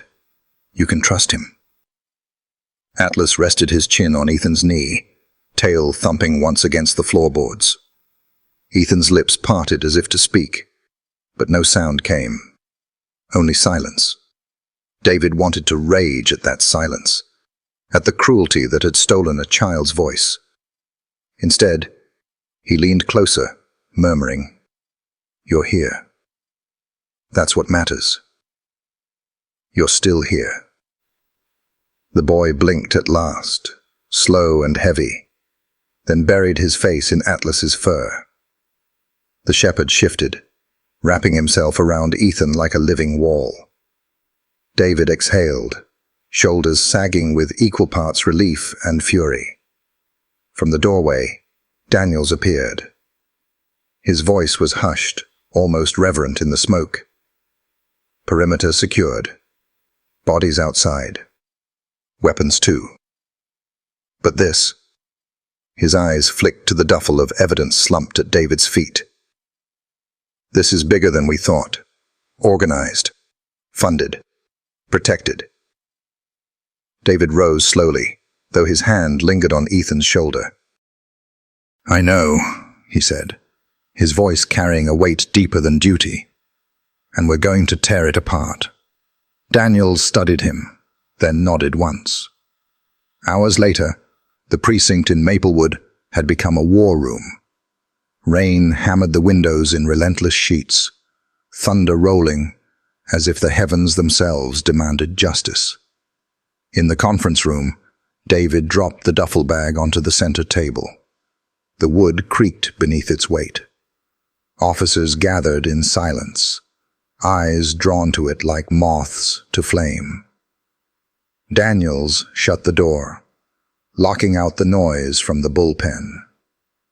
Atlas lay at David's feet, tense, ears flicking at every sound. In the corner, Ethan sat curled in a chair, knees pulled to his chest, one hand still tangled in Atlas's spare lead. The boy's gaze darted toward the bag, then away again, as if the memory of its contents burned. David unzipped the duffel and began laying evidence out piece by piece. Notebooks, edges stained with oil, stacks of photographs bound with rubber bands. Maps creased from being folded and unfolded too many times. Slips of paper scrawled with coded numbers. The table vanished under the weight of it. A world of stolen lives sprawled in black and white. One officer muttered a curse. Another whispered, "Dear God." David smoothed a map across the center, red circles and X's scattered across counties. "These aren't random. Every circle connects." Daniels leaned close, like nodes in a network. David nodded grimly. He flipped a notebook open, tapping neat columns. Names, ages, dates. Some crossed out, some underlined. It's inventory. They're tracking children like stock. Disgust rippled through the room. David held up a photograph. A boy, no older than 10, smiling wide in a school portrait. The date on the back was just 3 weeks ago. He placed it down carefully, like a flower on a grave. Daniels sifted slips of paper. These codes looked like times, transfers, maybe payments. Logistics, David said. Moving kids between sites, keeping them hidden until they vanish. His voice tightened. Or worse. Atlas shifted at his feet, pressing his body against David's leg. The touch steadied him, kept the fire in his chest from burning uncontrolled. David brushed his hand through the dog's fur, grounding himself. In the corner, Ethan stirred. His eyes tracked the photographs, his lips moving faintly, as if he wanted to speak, but couldn't. He shuddered, then pressed his face back into Atlas's coat. David's throat thickened. The evidence wasn't abstract. The boy in the room proved every nightmare on the table was real. He straightened, his voice turning steel. This isn't just a gang. This is organized crime with money and protection. And every circle on this map means another child waiting to be found, or lost, if we move too slow. Daniel's jaw set. Then we move fast. Hunt them node by node. David's gaze hardened. No. We burn the whole web. The officers fell quiet. The hum of fluorescent lights the only sound. David pinned photographs and maps to the corkboard lining the wall. Red marker lines stretched between them, forming a spider's web of routes, safe houses, and shelters.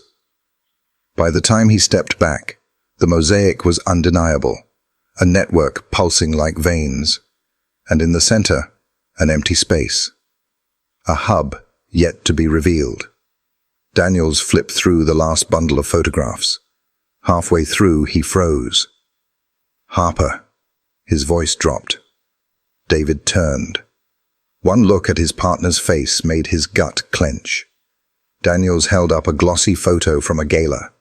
Men in suits, women in gowns, and there, smiling broadly, arm around a group of children, was Senator Richard Calloway. David's stomach dropped.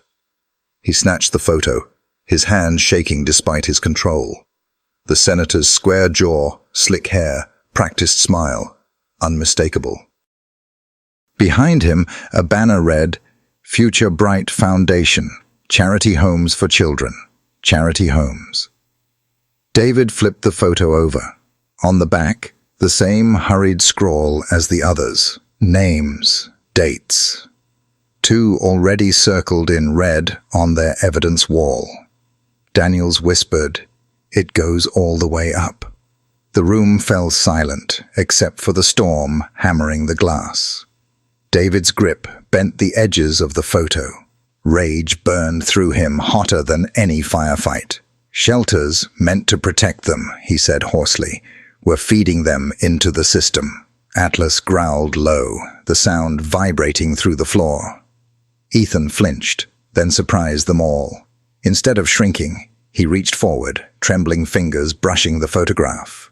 Recognition flickered across his face. David's throat closed. If Ethan had seen Calloway, then this wasn't just corruption. It was personal.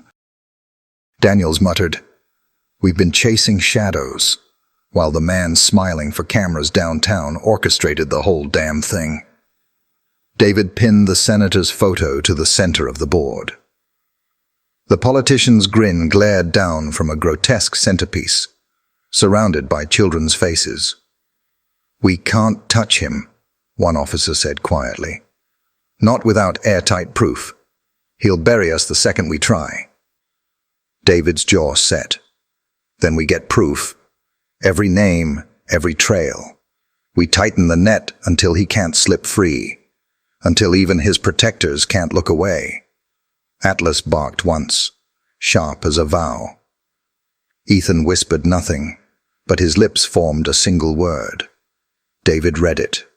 Home. His chest ached. Even broken, the boy carried hope, and hope demanded justice. David turned back to his team, his voice iron. We're not fighting a gang anymore. We're fighting a system. And we don't stop until it ends. No other kid ends up on this wall.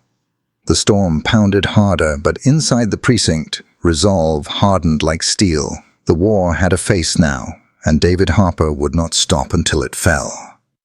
The convoy rolled out of Maplewood under a sky the color of slate. Rain-slicked roads gleamed like ribbons of glass, trees dripping steadily in the aftermath of the storm. Headlights carved tunnels through mist until, one by one, they winked out at David Harper's order. The vehicles became shadows, gliding through shadows. Engines hushed as they climbed higher into the ridge. In the lead SUV, David's hands were steady on the wheel, but his jaw was tight. He checked the mirror. In the back seat, Atlas sat upright, amber eyes locked on the boy beside him. Ethan was strapped in, wrapped in a blanket, but his hand clung stubbornly to the shepherd's fur as if it were the only thread tying him to the world. His small head rested against the dog's ribs, rising and falling with each breath. David's chest constricted. He'd seen soldiers cling to one another that way in firefights, wordless bonds forged in fire. But a child clinging to a dog for survival struck deeper. It was a reminder of why they were here, of what was at stake. Daniels's voice crackled softly over the radio. 20 minutes out. Safe house should be up the ridge, off the logging road. David's reply was curt. Copy. No lights from here on. We do this quietly. The SUV rolled into a clearing thick with weeds. Ahead, a farmhouse crouched against the trees, windows dark, roof sagging. Abandoned to untrained eyes, David had seen too many fronts dressed as ruins to trust the facade. He cut the engine. The convoy fell silent.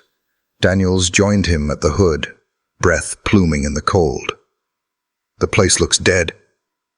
No, David said. If it's marked, it's being used. His eyes slid back to the SUV. Through fogged glass, Ethan's form was still curled against Atlas. The boy's grip on the dog hadn't loosened once. David's voice dropped. He stays with Atlas. He won't leave the dog's side, and he's safer here than in a precinct Calloway's people already own. Daniels hesitated, then nodded grimly. David opened the rear door. Ethan's eyes snapped up, wide with fear. David crouched low, voice gentle. Hey, buddy. You stay here with Atlas. He won't let anything happen to you. Atlas pressed his head into the boy's chest, a low whine vibrating through the blanket. Ethan's lips trembled, but his gaze softened with something fragile. Trust. David's throat tightened. He brushed the boy's hair once. We'll be back. He shut the door softly, turned, and motioned his men forward. The front door splintered under the ram. Officers swept in, flashlights cutting through stale dark. The stench hit them like a wave, mildew, sweat, and something fouler. Clear left, someone called. David's light swept right. The living room was bare, save for a scorched table and overturned chairs. But faint sounds carried through the silence. Whimpers, muffled sobs, the clink of metal. Upstairs, an officer whispered. No, David cut in. He heard it too. Below. He crossed the room, yanking a rug back from warped boards.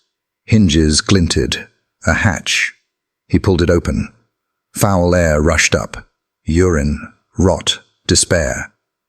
Atlas snarled, hackles bristling. David descended first, rifle raised.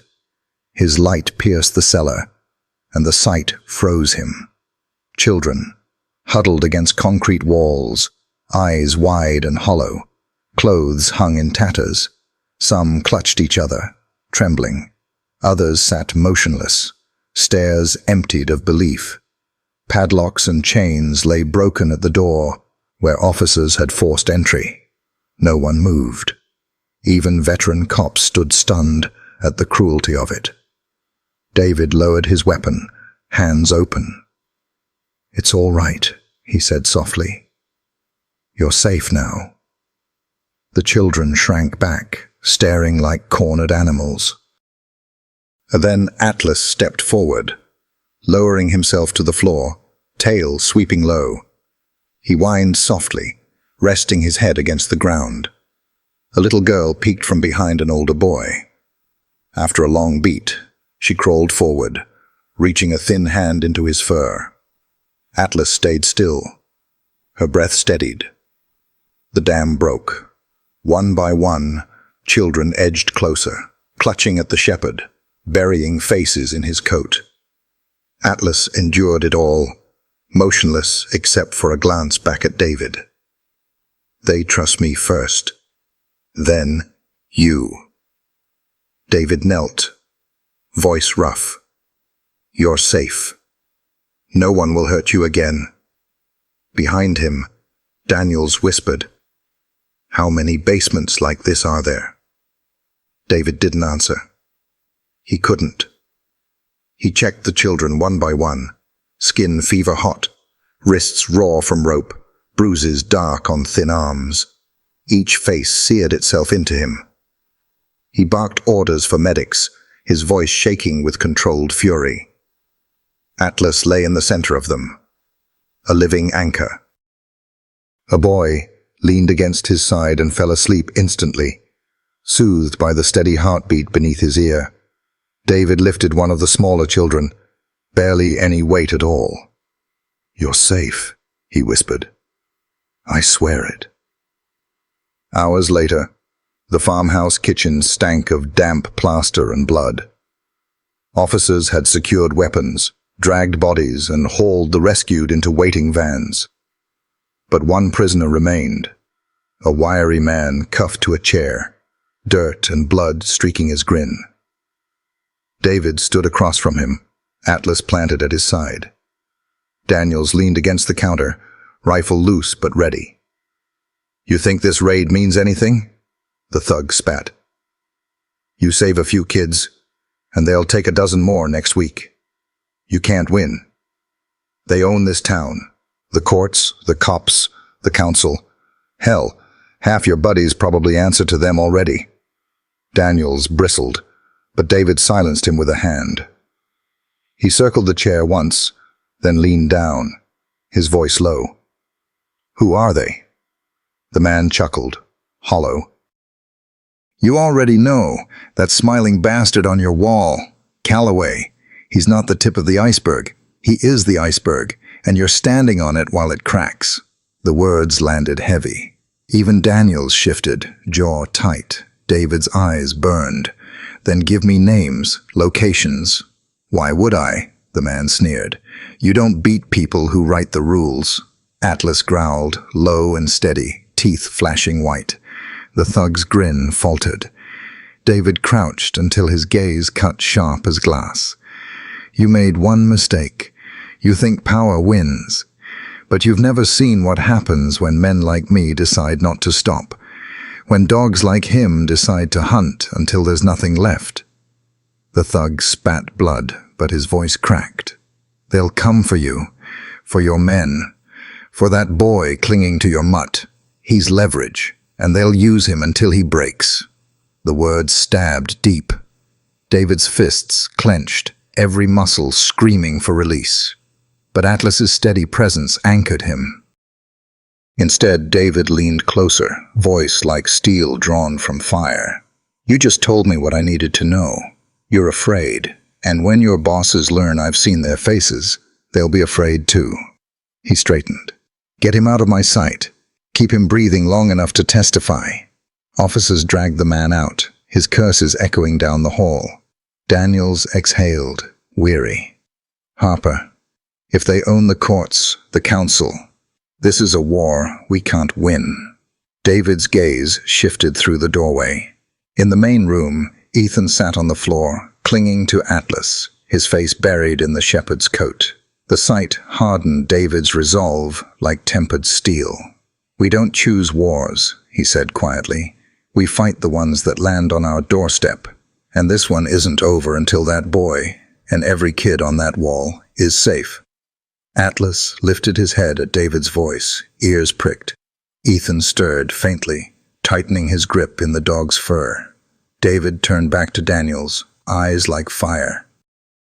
"They own this town. Fine. Then we take it back." The storm hammered harder against the farmhouse walls, but inside, a line had been drawn, and David Harper had no intention of retreating. The Maplewood precinct had never felt so heavy. After the raid on the farmhouse, the building buzzed with clipped urgency, phones ringing, keyboards clattering, radios humming. Yet beneath it all hung a silence no one dared name. The silence of what they had uncovered. David Harper walked the hall with slow, deliberate steps, Atlas padding at his side. Between them, Ethan shuffled along, his small hand locked around the shepherd's lead.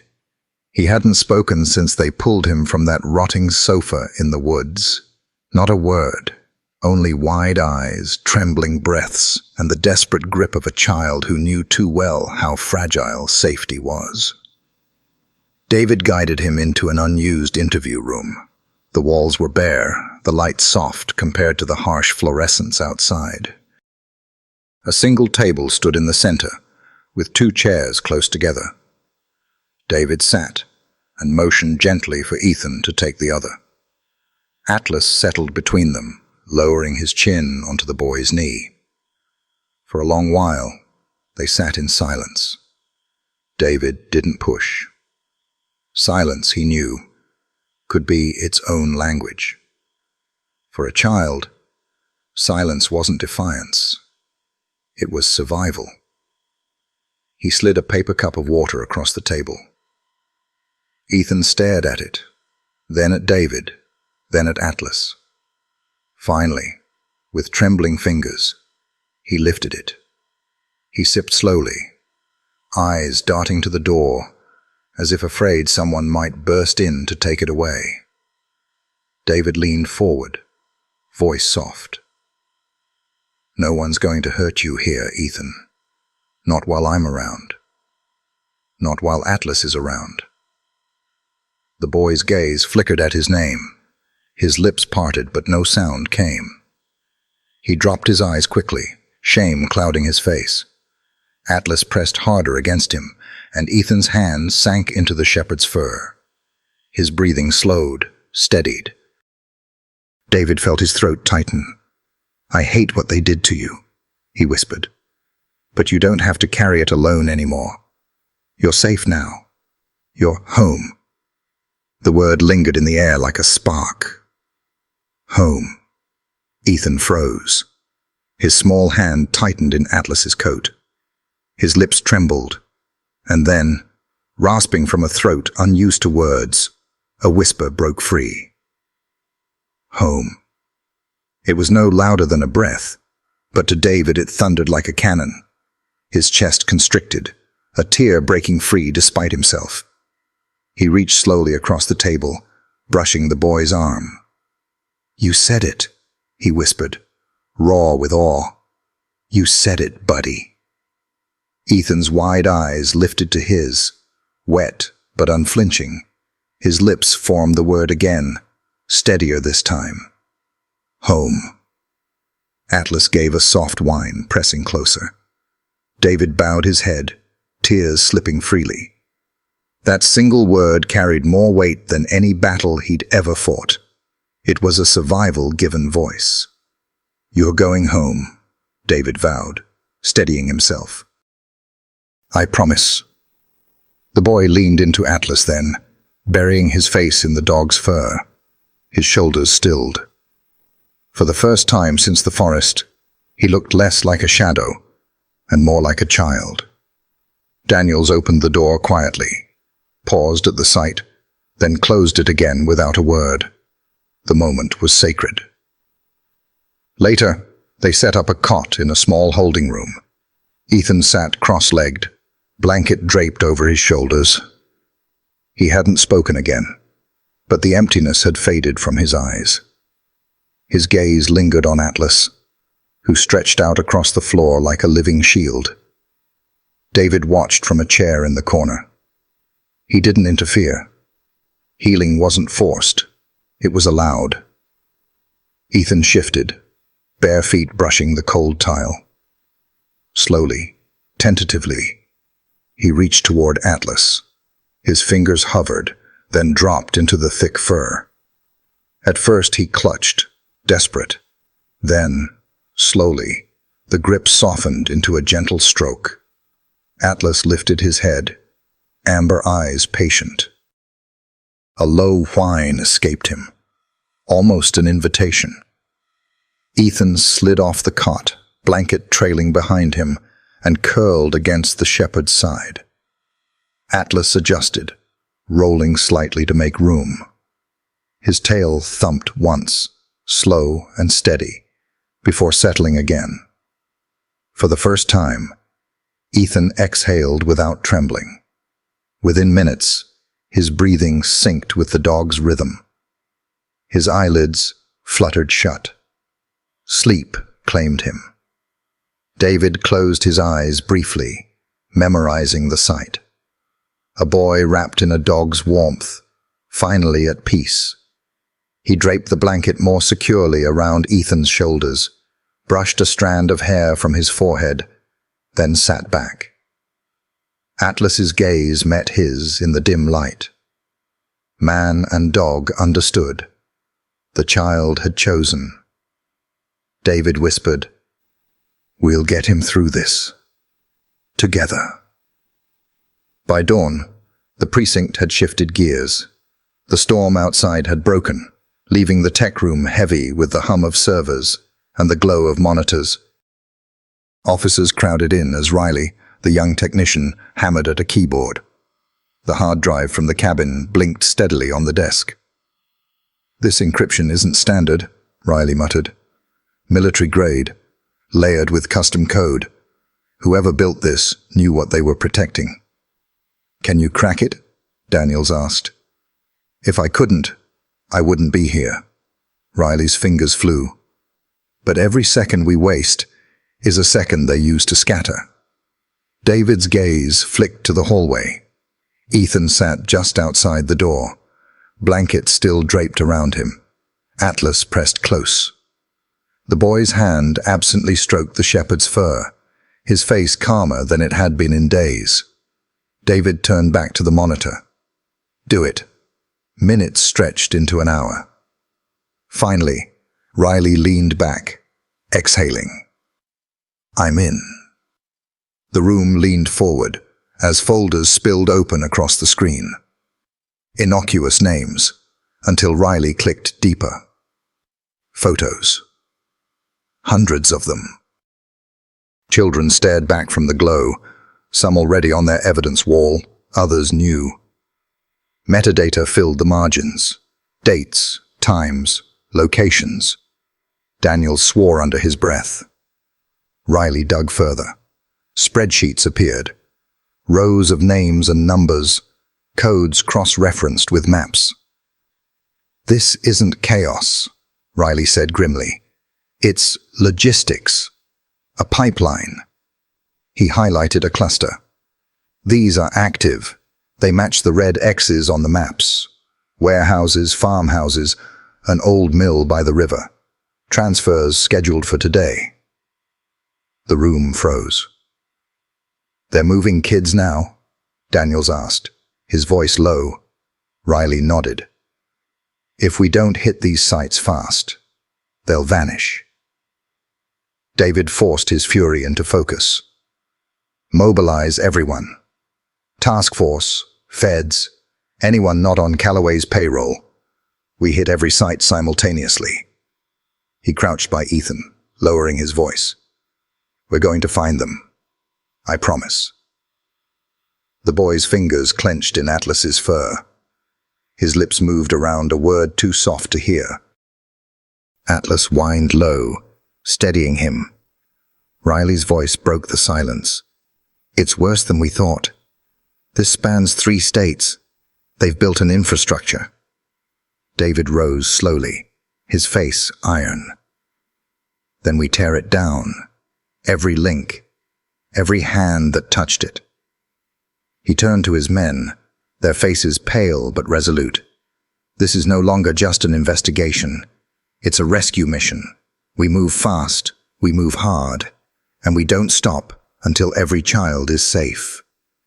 Atlas barked once, sharp and decisive, sealing the vow. The hard drive blinked on the desk, spilling secret after secret. Each file was a child's life, waiting to be reclaimed. And as the precinct hummed with urgency, David Harper knew one thing beyond doubt. Time was running out. The hour was 3 a.m., when the world is darkest, and even a city seems to hold its breath.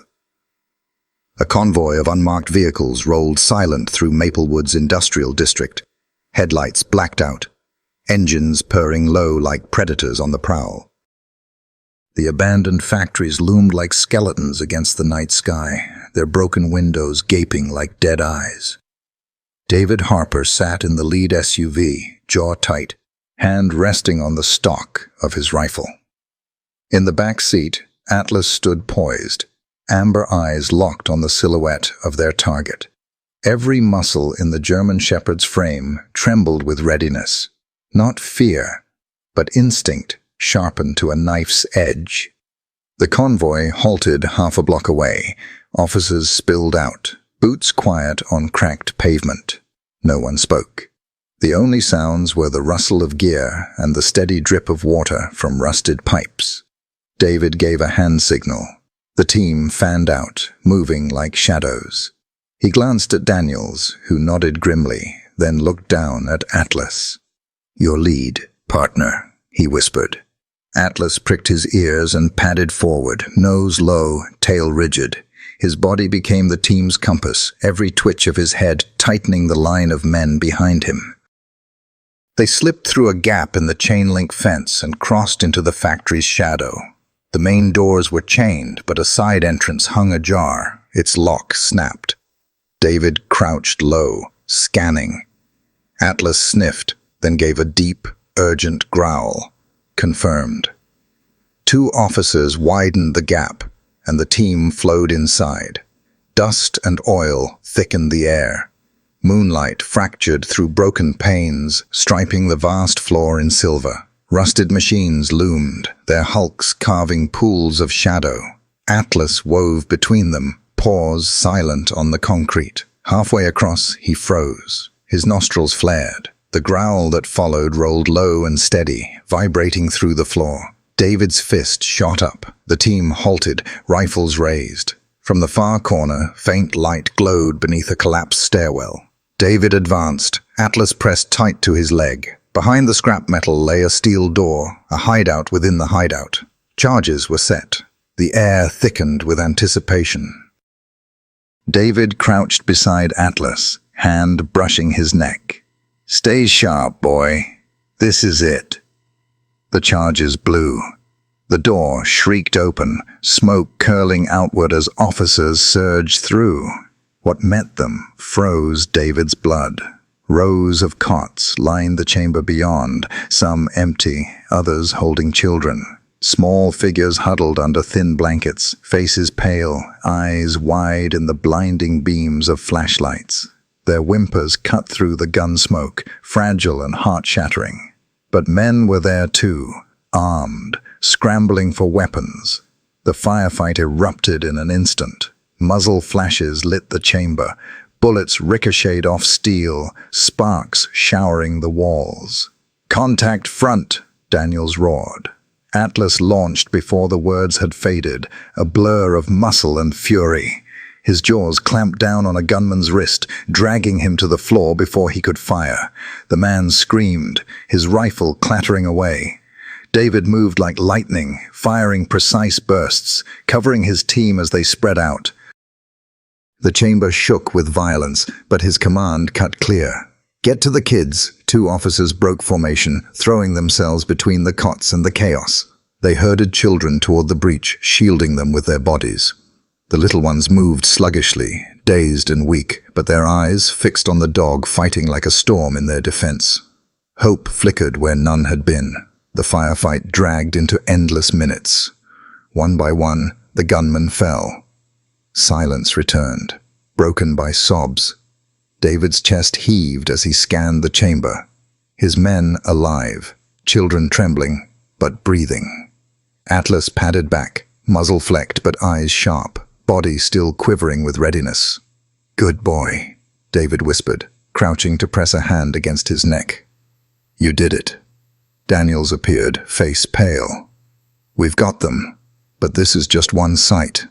David's jaw clenched. "Then we don't stop. Not until the last one is free." They began clearing rooms. At the far end of a corridor, Atlas stiffened, growl rumbling deep. David followed, rifle tight in his hands. A steel door stood ajar, faint light spilling from within. David pushed it open. The room beyond was neat, incongruously so. A desk stacked with files, maps pinned across the wall. And behind the desk, calmly swirling a glass of whiskey, sat Councilman Richard Calloway. The suit was immaculate, his salt and pepper hair combed back, his expression smug. He didn't rise. He didn't flinch. "Well," Calloway drawled, "I wondered how long it would take." David leveled his rifle. "Hands where I can see them." Calloway chuckled, practicing a charm dripping from his voice. "You think cuffs mean anything? Judges, police, half the council, they owe me. You'll be stripped of your badge before sunrise." Atlas's growl deepened. David stepped closer, voice low. "They're not strays. They're children. And you're finished." Calloway sneered. "You think a dog and a broken boy will bring me down?" David's eyes burned. "I've fought men with armies, money, governments. They all bled the same when truth caught up." For the first time, Calloway's composure faltered. David motioned sharply. "Hands on the desk. Now." The politician obeyed, sneering intact, but his eyes flickered with unease. Officers swarmed in, Daniels slapping cuffs onto his wrists. "You've just declared war," Calloway rasped. David's voice was iron. "Then we fight in the light." Atlas barked once, sharp as a gavel. The cuffs had barely locked when the first gunshot cracked through the factory. Glass shattered, radios screamed. Masked reinforcements stormed the office, rifles blazing. David dove behind the desk. Atlas pressed against him. Bullets shredded wood and steel. He returned fire, each shot precise, but the attackers moved like soldiers, disciplined, ruthless. One broke forward, pistol raised. David pivoted, but too late. Atlas launched, jaws clamping down on the man's wrist. The shot went wild. The shepherd dragged him down, ferocious and unrelenting. David surged forward, finishing the takedown with a strike. "Good boy," he roared, covering Atlas as he darted back to his side. The fight spilled onto the factory floor. Sparks rained from overhead lights, smoke thickening the air. Officers pressed forward in formation, Atlas weaving like fire through their ranks, breaking the enemy's line. One by one, the masked men fell, until only one remained, rifle empty. Atlas barreled into him, forcing him flat. "Hold!" David barked. The man let the weapon fall. Silence. Smoke drifted through shattered glass. The floor gleamed with brass casings and blood. David knelt, gripping Atlas's scruff, pressing his forehead briefly to the dog's. "You saved my life." The shepherd huffed steady, eyes still blazing. Daniels hauled Calloway upright. Dust smeared the politician's suit, his smirk brittle now, fear flickering in his eyes. David stepped close, voice raw. Every string you pulled tonight, every child's name will be heard. Atlas growled low, sealing the vow. As dawn touched the sky in bruised shades of violet and gold, Calloway was shoved into a waiting van. The factory yard burned with flashing lights, radios alive with orders. Children were safe. The mastermind was in chains. David knelt, scratching behind Atlas's ears. "We did it, partner." Atlas leaned into the touch, finally allowing himself to rest. David looked toward the horizon, the first light breaking over Maplewood. For the first time in too long, the darkness was retreating. And with Atlas beside him, David Harper swore he would carry this fight until no shadow remained. The sky broke open just as the last gunman was shoved into the back of a squad van. Rain poured in sheets, washing blood and gunpowder from the cracked concrete of the factory yard.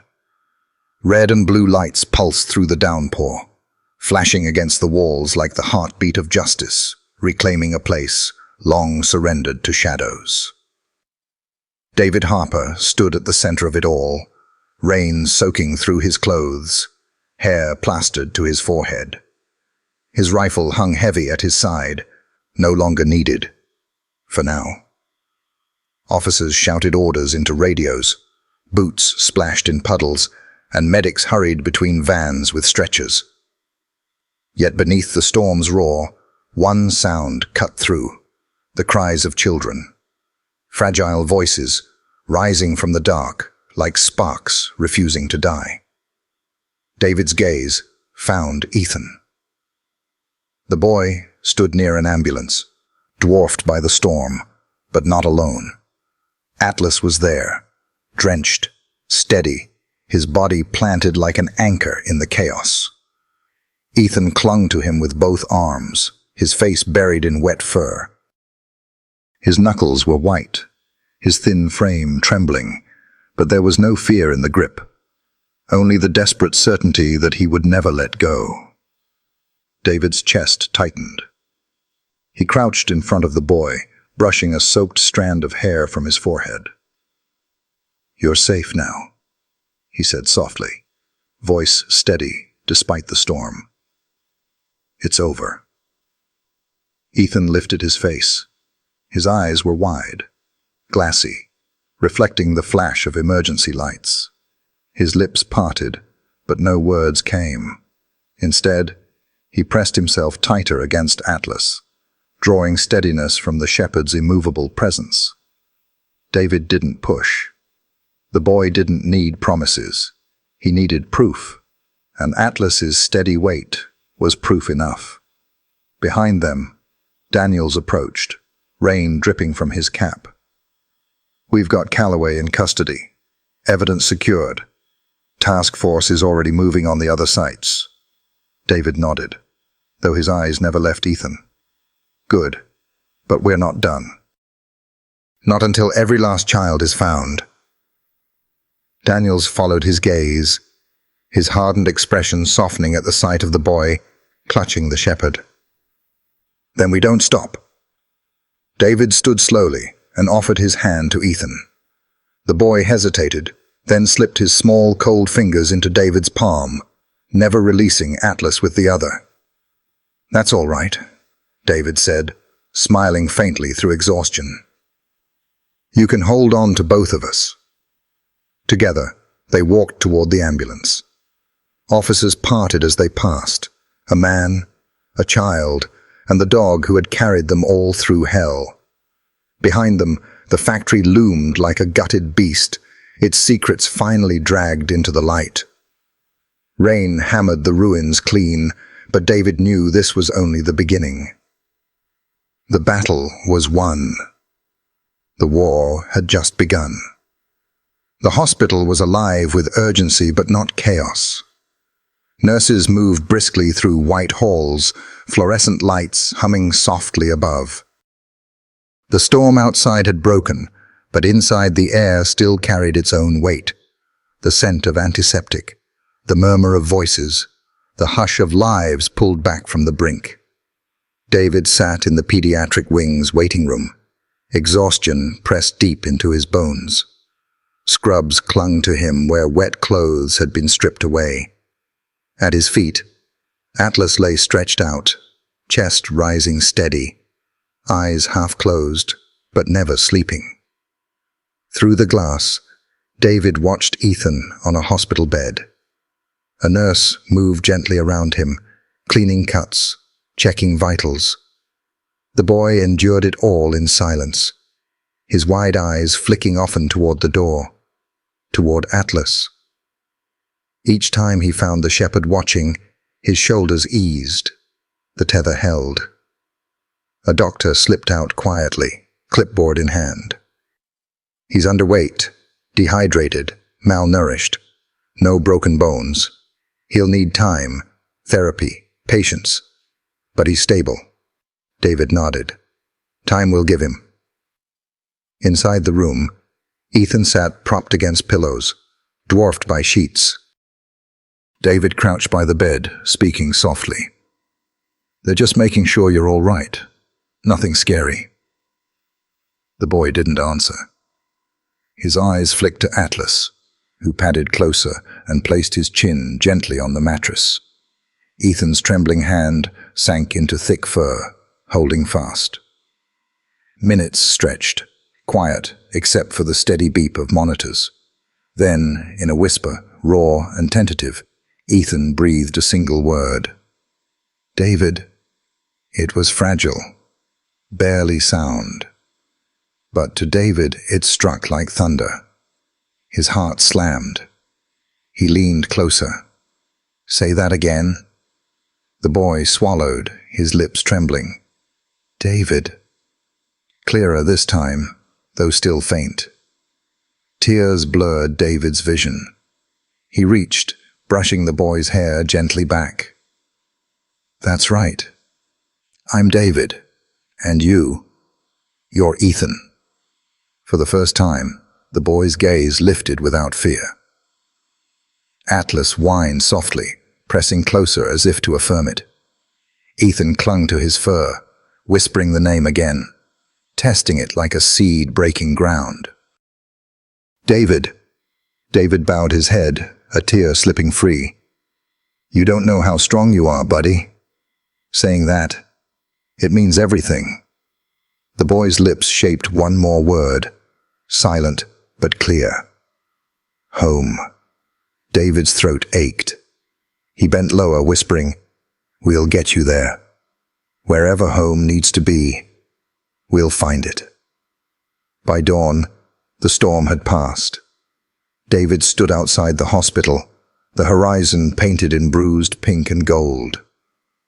The city gleamed wet, washed clean. He hadn't seen a sunrise like this in years, one that didn't feel like failure. Atlas sat beside him, coat still faintly smelling of rain and smoke, amber eyes calm and watchful. David rubbed a trembling hand across his face, then rested it on the dog's head. We did it, partner. Pulled someone back from the dark. That boy said my name. That's not just survival. That's hope. The word felt foreign, but right. Hope. The doors opened behind him. A nurse stepped out with a small figure at her side. Ethan. Hospital pajamas hung loose on his thin frame, but his eyes were clearer than the night before. When he spotted Atlas, he broke into a small run, arms flinging around the shepherd's neck. Atlas leaned into him, steady, unshaken. David knelt, eye level. Morning, Ethan. The boy hesitated, then whispered, David. The man's chest burned. He brushed the boy's hair back with a trembling hand. That's right. I'm here, and I'm not going anywhere. Ethan looked to the sunrise, his face softening with something fragile but new. Not laughter yet, not play, but wonder. David rose slowly, resting a hand on both Ethan's and Atlas's shoulders. Together, they faced the dawn. The storm had passed. The fight was far from over. But in this moment, there was a promise, spoken not in grand speeches, but in a child's whisper, a dog's steady presence, and a man's vow carved in silence. David whispered it into the light, words meant for them all. We keep going. One child, one fight, one dawn at a time. Atlas thumped his tail once. Ethan's small hand slipped into David's, and as the sun climbed higher over Maplewood, David Harper knew the truth. The road ahead would be hard, but they would walk it together. Man, dog, and child, bound by loyalty, guided by hope. Some stories remind us that the most powerful bonds in life don't need words. A loyal dog at our side, a hand reaching out in trust, a heart quietly choosing hope. That's where love truly lives. German shepherds show us this again and again. Their loyalty doesn't waver, their courage doesn't bend, and their presence often says what we can't find the words for. If you've ever looked into your dog's eyes and felt that unspoken connection, you know what I mean? It's not just companionship. It's family. It's healing. It's a kind of love that makes the world less heavy. I came across a resource recently that helps folks deepen that connection with their own dogs. Nothing flashy, just thoughtful ways to understand and bond more closely.